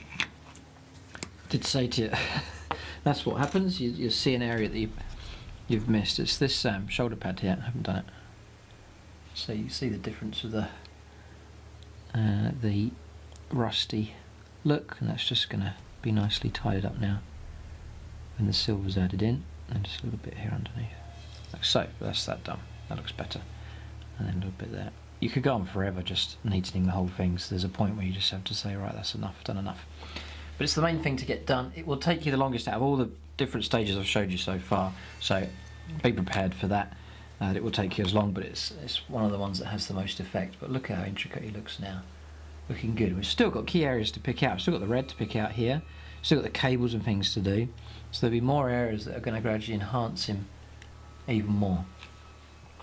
So this is optional, you don't have to do this, but often when I paint silver I do. I take Runefang steel and then any extreme areas of the silver. So on this miniature it would be things like the tips of the spikes on the axes. You can just paint those and just enhance them, and it'll give, it's just about noticeable, so it's optional. You can skip this stage if you want, but I usually just add a bit more. It just gives a very bleak and crisp, clean finish to that. But I think it's worth doing. Then anywhere else, things like antennae sticking out here and there, they're dotted about, the ends of claws and so on, just to sharpen things up a little bit. So that's pretty much it here on this miniature. Maybe just this thing here. And just wherever you want to enhance with that silver, then go ahead and do that, but I'm pretty much happy with that. So just a minor thing, it's optional, you don't have to do it. So next I think we'll go for the bone colour here, Uhsabti bone. So, and then we'll highlight, we'll mix a lighter shade of that with the Ceramite white. If you're looking to repaint with the Uhsabti bone first of all, and then we'll do an extreme highlight of Uhsabti bone mixed with the white. So, a skull here, for example, one of these skulls. I'll just repaint pretty much the whole thing, but being neat, going round the eye sockets, like so, and then around the whole skull. All the way around.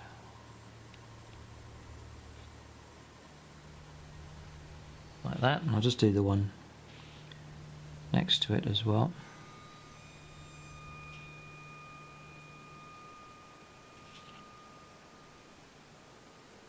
So leaving the extreme crevices shaded, painting the rest. So that kind of effect, see how nicely compared, how nicely they pop out there. Looking really good. There's even a skull here on this book, which I'm going to do in the bone colour, like so. So I'll just stop there. When that's dry, and it's just drying off, I'll show you how to do the next stage. So the next stage is taking a Uhsabti bone onto the palette and then taking some Ceramite white and mixing it up. I'm making an off-white colour, it's quite strong. Here, if you do it too weak, the highlight's not too noticeable. And a decent enough brush here, and take a bit of the paint off this one just to get a nice tip. I'm going to paint the extreme highlight. So that's going to be the rim around the eyes. There's a bit of, I'll clean that, there's a fleck of sand in there, I'll clip that out there, but just going to go around the eyes, the eye sockets, front of the mouth and teeth. And then the side of the skull, across the top of the forehead, and then some of the forehead, but leaving some shaded area there just above the eyes. And then all the way along the top of the skull.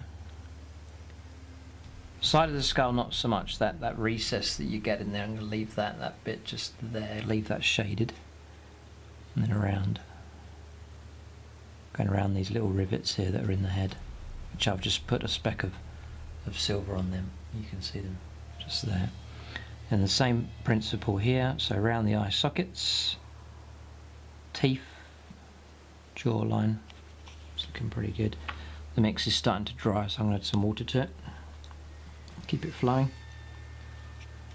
And then top of the forehead, side of the skull, on top of the head, running round. Any bones that stick out need to be done, like so. And then I'll do the one on top of this book as well. So forehead, teeth, eye sockets, like that. And that's the kind of result you get. I think it looks pretty realistic. So that's the original with the wash over the top. Then that's how it looks after you've put the you've repainted the Uhsabti bone, and then the mix, the white mix, which really helps. Just really lifts that out, gives that more washed, bleached bone kind of look. So there. Now that exact process I've just shown you, where you do a Uhsabti bone first, it neatens everything up and lifts it, and then the extreme highlight I'm going to apply to all the skulls that are on the model. The pages of the books, exactly the same process, and then the sleeves as well here on the model as well. Same process for them. Repaint them, leaving the extreme shaded areas dark, and the areas that are going to be lightly shaded, like small creases, you fill them in initially with a Uhsabti bone, and then do the extreme highlight around the edges, and then that will shade that in nicely. So you get an idea of when I've finished here. There's a skull on top of his walking stick to do, the sleeves, a few other skulls dotted about, and that's about it. There's not too much to do. Remember to do the pages of the book here that he's standing on as well. So I'll go around, apply this exact process to all these other bone areas.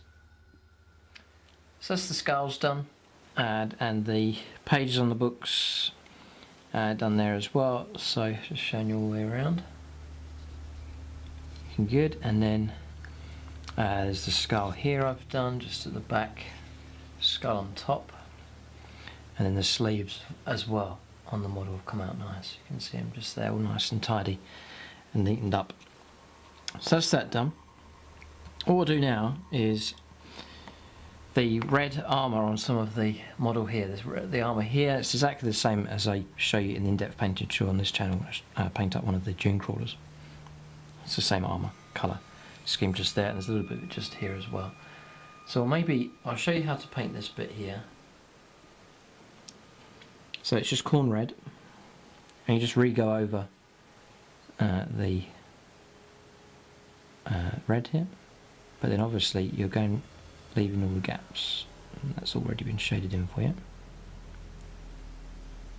So it's just a case of repainting that.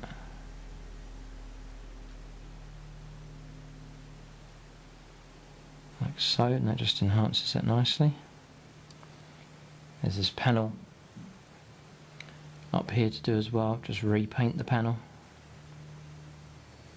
and leaving the recesses shaded. Work's all been done for you with the washes. It's just a case of picking that out, being careful not to go on the bronze. Let's pick that out nicely, so let's enhance that colour there, and then there's a little bit here to do as well on this panel. Just got a bit of red on the silver here. Then the highlight, I've got the Troll Slayer orange. We're going to be very subtle with this, so I've taken some out of the pot, put it onto the palette, then I'm going to water it down a fair bit actually, so it's sort of 50-50. And that gives me a watery orange, and then very carefully just paint the extreme edge.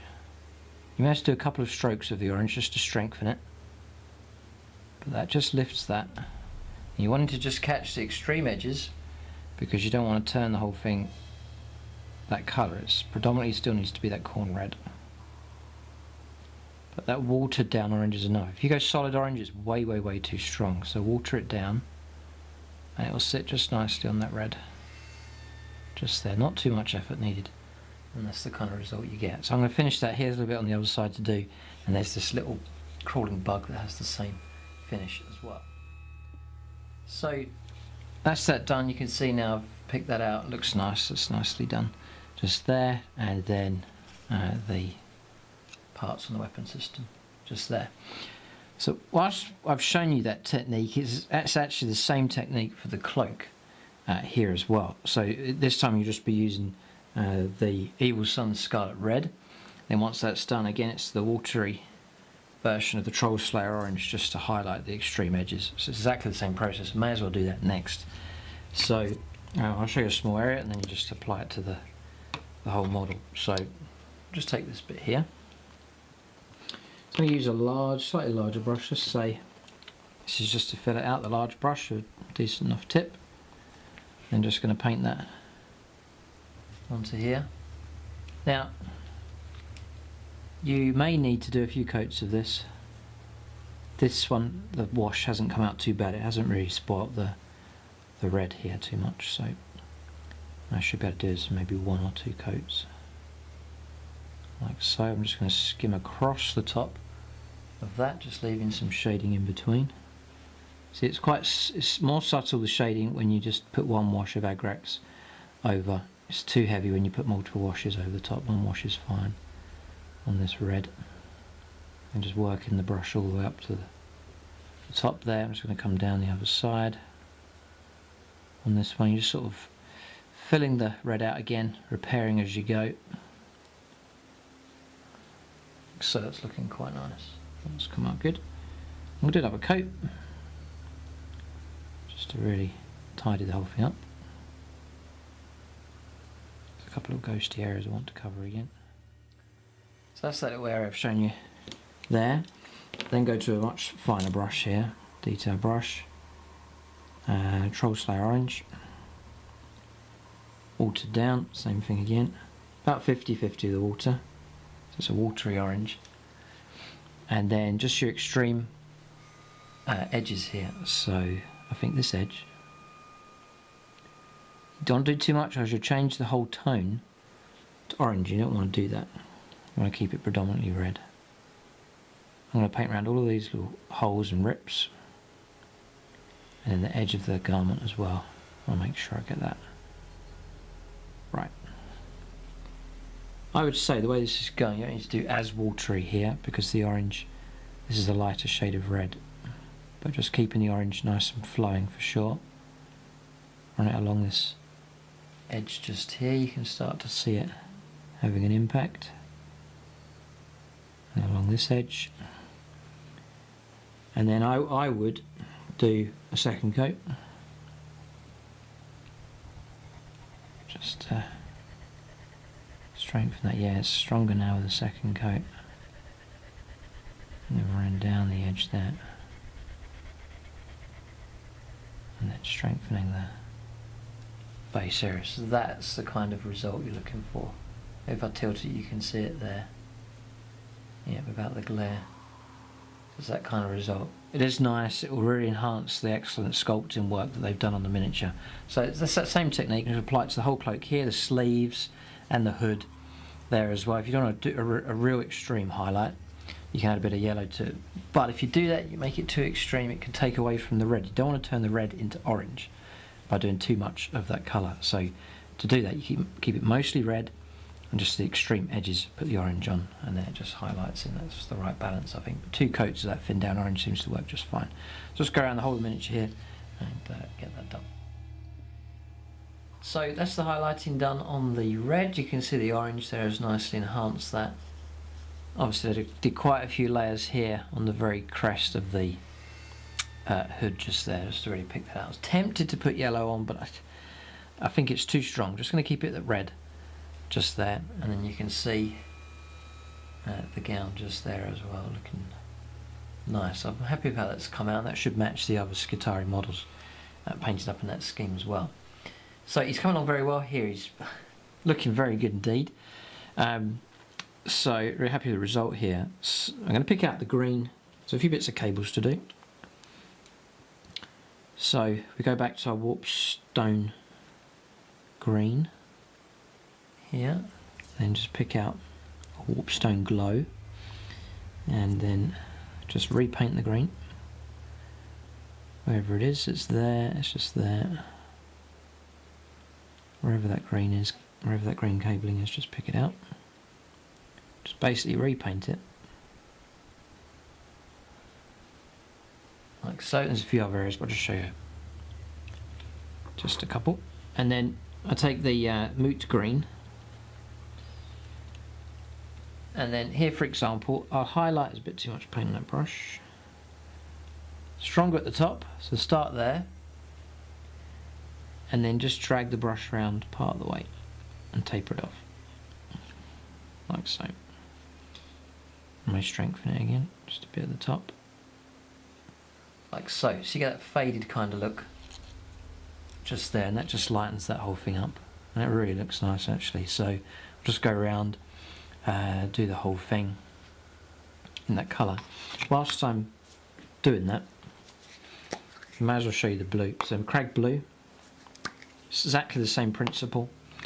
So we'll find a blue cable. Let's have a look here, just the blue cable on the outside of this, just here. So you basically, nice detail brush, repaint the blue, like so. And then mix up some blue and white into a highlight colour. And then same principle at the top. Just drag down a fine line of the highlight colour. Like so. And you can just, it just adds to a bit of glow on that blue. Not very significant, there's not much blue here. You may want to add in more blue cables if you want to. Now's the time to do it. You might be areas where you think, I'm going to add a few more cable colours, but I didn't want to go too heavy on it. Didn't want the whole thing like a big spaghetti junction of cables sticking out everywhere. Just a few, I think, was enough, the right kind of balance. So I'll go around all the green and the blue cables, just applying those techniques and get that done. Right, so that's the cables done. You can see them picked out there. It's really nice to have a couple of those done, just adds a nice area of interest to the model. So you can see it done there as well, here and here, bit of blue. It's just nice subtle effects just there. So what I've got next is the Celestra Grey and some Ceramite White. I'm going to do the skin. So I'll show you here on this sort of gangly hand here. So nice thin brush again. And then I'm just picking out the detail here. So I'm just going to run over this is quite light here, so I'm going to pick out the highlights here, running along the knuckles. I'll zoom in here so you can see. So you can see on the knuckles there the highlight that's come across. May not even need the white here. We'll see how it looks. Because this Celestra Grey is already quite bright here. So really taking your time, just neatening up the hand. Here you may want to do 2 coats, but you can see that's the kind of colour, it's that off-white, sickly, sort of not rotten flesh, but it's just kind of a drained flesh. I'm doing the fingers now, picking those out. All these little bits that you're doing will build up and really enhance the model. Yep, I'm happy with how it's coming out.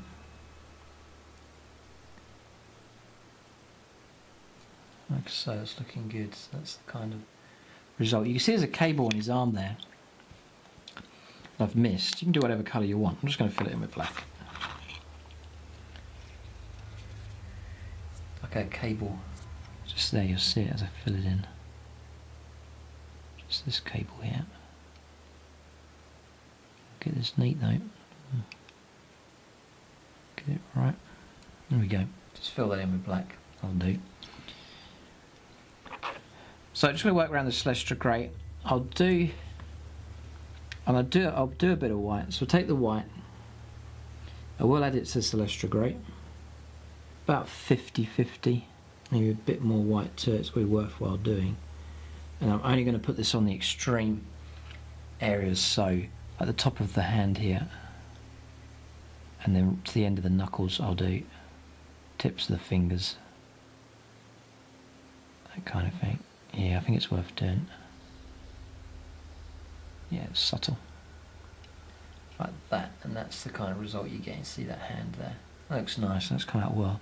Just going to apply that to the rest of this hand, and then also the face as well. So you can see the nose, and you can see, I'm just trying to see what you can see, and there's the nose. It's not too much, it's the ridge of the nose is the most important bit, and the eyebrow on the right hand side, and that's about it. So just pick those bits out just there, it shouldn't take too long. So that's that done, there's the hand. Very happy with how that's come out. Just there, and then there's the face. Just the tip of the nose really is the main bit to pick out. It does actually have a cable coming out of his nose as well. So I've done that in black as well, just blacken that out just in there. But the face it's worth doing, but it's quite insignificant.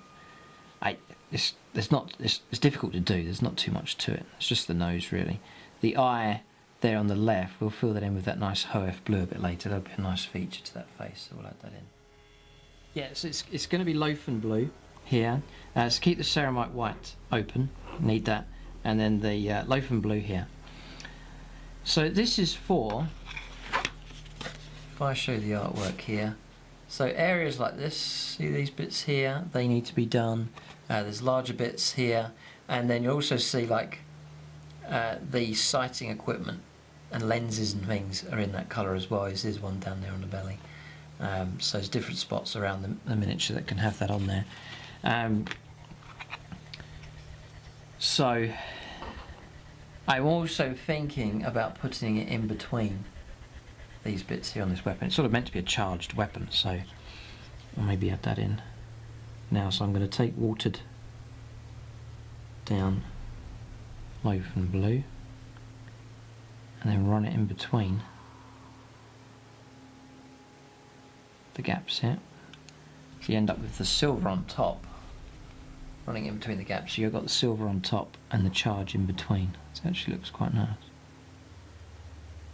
Any mistakes I make, I just wipe away. That makes the weapon look like it's electrical and on charge. It looks better, it looks appropriate. Just being neat with it.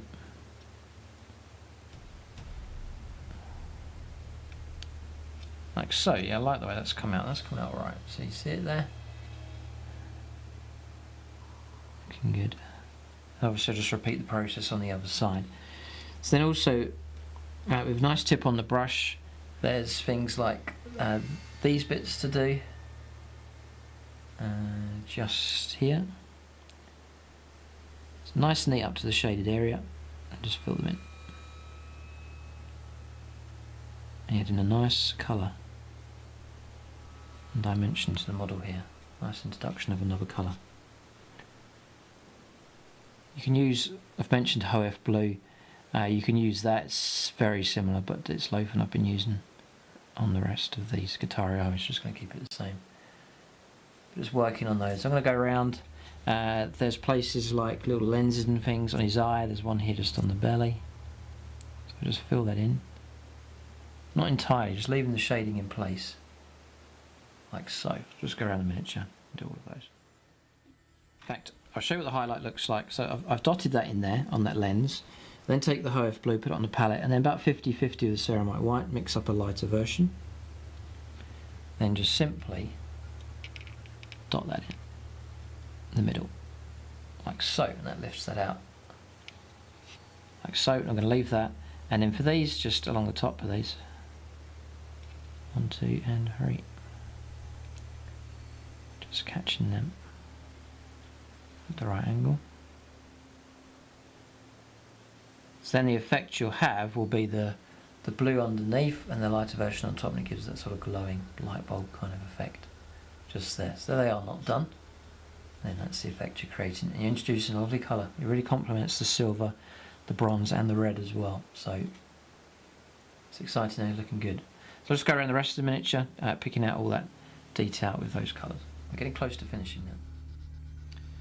So blue's done. Just here. Now I painted this also, these cables here. This is away from the layout that they give you. And it's just a bit of artistic license you can have. See if I can show you what I mean. Yeah, here's the weapon here. So that's the look that Games Workshop have gone for. Just there. With silver cables and more black on there. I've gone for sort of it was a quicker option. I've gone for more bronze up this end, and then the glowing cables here.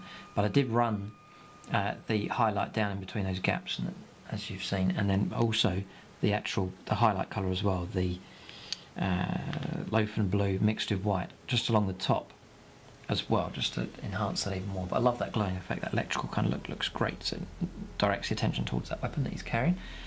And then just highlighting around here, then all of the little sights. There's one here on this skull you can see, one here just next to his head and the eye.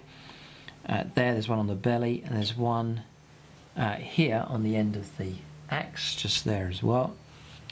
So there's a good number of them around, and that is about it. Again, you may well find one that you've missed perhaps as well. There's this here as well, this little thing. Now I added more white and made an even more extreme mix just to finish off the very top of that, and just dabbed it on just to create that nice glowing look. Just there, remember there's this skull at the back that has an eye. socket thing there as well, just to highlight also. But happy enough with how that's come out. It was looking good. In fact, there's somewhere else I need to do with the blue. That's these things. See these upright canisters here. This is optional, but the upright canister in between the gaps there. It's difficult to see, but in there is the blue as well. So I need to get that done on that one. I've actually missed, as I said to you, might miss some. These things up here need to be done as well. So I'll just do those there and show them to you. Yeah, so got that done. You can see it glowing on top there now.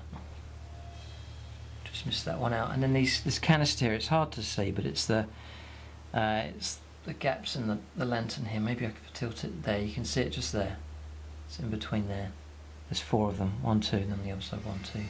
And then I've done the Lothern blue, and then I managed to get the highlight just along the top half of that, just to highlight that up. But it was worth doing. So that's that done. All right. So the model's virtually finished now.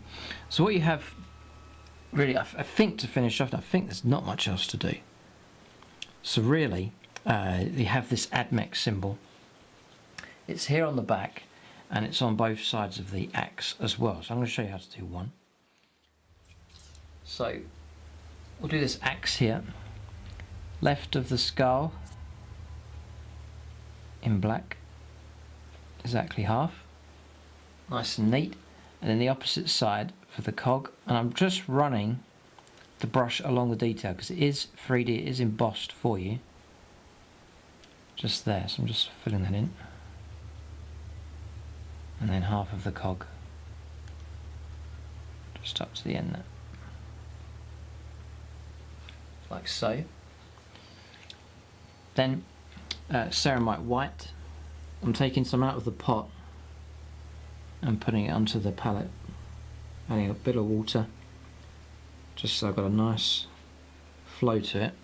It's a little bit thin, so I'm just going to thicken it up. Some more paint. There, it's got a nice flow to it there. Then you're just doing the opposite, so the right hand side of the skull. Looking to be neat here. So just working the brush along and down, and then the cogs on the left hand side. Exactly halfway. I can feel that paint beginning to thicken up, so I'm just going to thin it down a bit.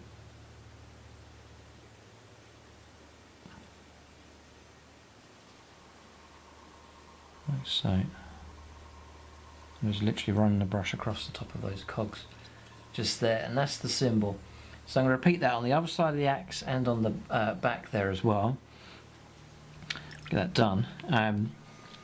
Now you can pick out the black in 2 different ways. You can go for chipping, or you can go for grey. I'm going to go for the grey. So the Codex Grey, or the Dawnstone as it's called now. And for the skull, it's quite straightforward. It's just the eye socket, nose and teeth, and the top of the skull I'll do, and the left hand side. And that just lifts that out so it's more visible. And for the cogs, it's just the extreme tips of the cogs there. Picking those out. Like so. That just lifts that, makes it more visible. Then to finish off, take some Seraphim Sepia on the brush. This will be dry now. I'll take some Seraphim Sepia and then just stain the white a little bit. Do as much or as little as you want. I just want to do a little bit so it looks like it's not just been freshly painted on, but there's a bit of weathering to it there just for effect. And that is it. And it's nice to get that symbol done. It's quite straightforward. That's easy to paint onto the silver that was already there. So I'll do that one, repeat that on the other side and on the back. And I think that's pretty much the model finished. So Admech symbol's done. One here, one at the back, and one on the other side of the axe just there. Looking over the miniatures, there's a few things you can add. I'm not going to, because I'm quite happy with the outcome, but just to show you what you can add. There's this lantern thing here. They've used yellow in between to show that it's glowing. I'm just happy to have mine as it is. I'm quite happy with how that's come out. You can see it just there, like so. So I'm happy enough. It's shaded with silver there, and then the bronze looks good. If you want to add that in by all means do that. And then also there's a glowing bit just here. I'm happy with the silver recess, and I just highlighted the little gauge there. Happy enough with it just like that. So just drawing attention really to the blue's the main focus for the little detail parts, and the green. Happy enough with how that's come out.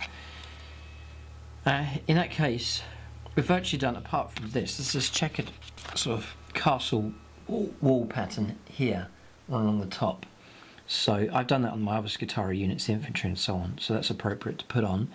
So there's no transfers for this one. I can't see any, no. So there's just that to paint. Now the way I paint that here is a tricky one. Take Ceramite white. I'm putting it onto the palette just to thin it slightly. Got a very sharp tip here on this brush. What I'm looking to paint is a line. I'm going to run it. I'll paint it because I have to tilt it at a certain angle here, and then I'll tilt it back to show you how it looks.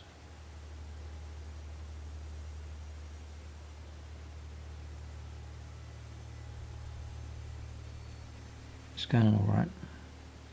I'm just doing a few layers of it just to make that line nice and solid. So it looks something like that. Just looking to see if that's too thick. If it is too thick, you can just paint red over it, or red over some of it just to thin it down. I think it's okay. It's borderline, but I'm happy to leave it as it is for now. That's your bottom line, and then from that you then paint some little squares. So there'll be a square sticking out here, then you leave a space and do another square. So I paint the shape of the square first like that, then I fill it in. The paint's thickening up, so I'm going to add a drop of water. You must keep the paint flowing, it's the key. A nice tip on the brush. I'll leave a space. Again, that paint's too thick, or it's drying too much. It's nice and thin for outlines, really helps. And paint another brick on the wall. Here another square. Nice and sharp. And again, any mistakes you can correct with red. I will need to modify this a bit, but that's the kind of effect getting there. Looks okay. It pretty much matches the artwork there. So what you then do is take your original red, Evil Sunz Scarlet, and it's quite common, I often end up doing this because it's hard to get it right first time. Thin down paint, and then I'm just correcting this where it's gone wrong. So this brick here is sticking up too much, this one's too long, and then the line needs to be neatened, and that's looking much better. Okay, so happy with that, that's been corrected there. And then I then take a thin down white again and do a second coat to strengthen what's there.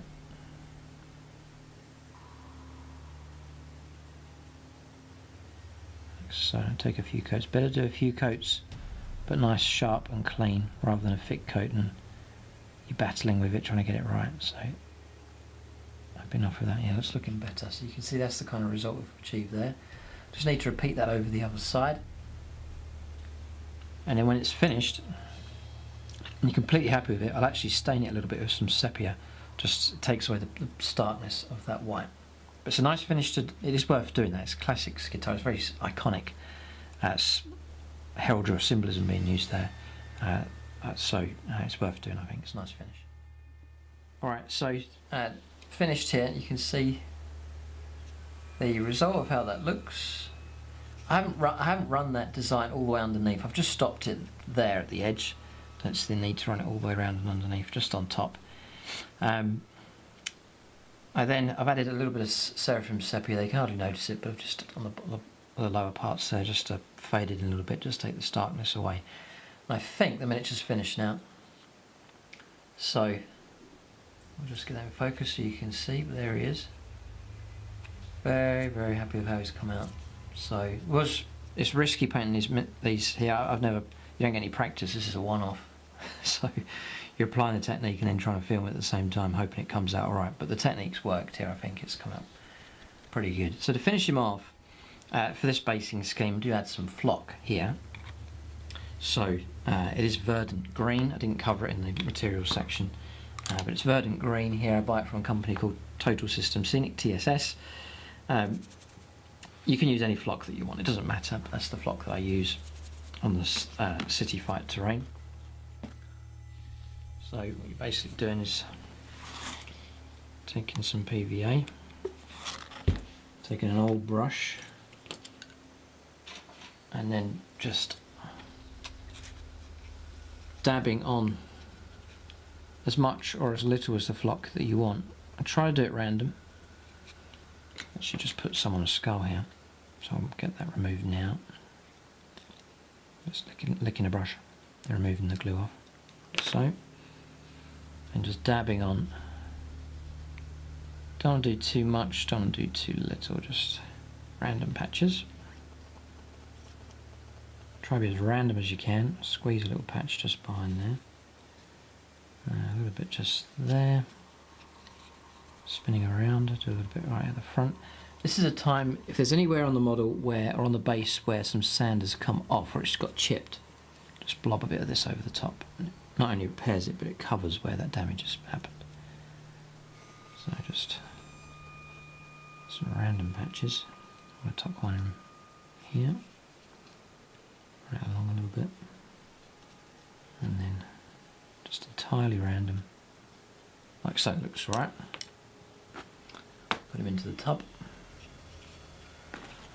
Flick the flock on. Spin him around. Adds a nice colour as well. You've introduced a nice bit of green now as well, which complements. Nice contrasting colour against the red. That's all evenly on. So I'm just going to tap that to make sure the glue picks it up. Tap off the excess. Save as much as you can for next time, and move the tub out of the way so you don't blow the contents out of the tub, and then just blow off the excess, especially off the miniature, off the base, and then off the rim as well, in preparation for your varnishing. Alright, so that's the miniature finished. There he is, and what a sight. He's quite a sight, really.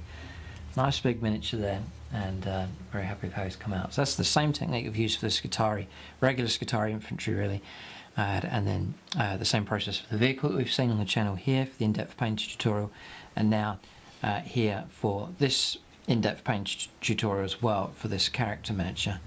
You can see the same results for him as well. It's daunting at the start, but once you start to put the colours on, get the washes on, the model starts to make sense and you're able to finish them off, and that's the kind of results that you can achieve just by following along step by step. There he is. So keep a lookout for him in for the finished army for the Adeptus Mechanicus, and for future battle reports for using Belisarius CAWL. Nice miniature to have as the warlord for this new Adeptus Mechanicus force that I'm working on at the moment. Almost finished, virtually finished with the army, just some finishing touches to make some modifications I wasn't expecting to do to the army. But hopefully that'll be ready soon as well. But there it is. That is how to paint Belisarius CAWL here. Thanks for watching. Keep a lookout for more unique painting tutorials here on the Plus channel. Thanks for watching, and tune in next time. Just to mention, I gave him a spray of the varnish. I used the Games Workshop Purity Seal. A very, very light spray. You must go for a light spray of this so it doesn't destroy your metallics. I gave him a light coat of that just to seal him and finish him, give him a bit of protection as well there. But that's the finish there after the varnish has gone on. There it is. Thanks for watching. Tune in next time.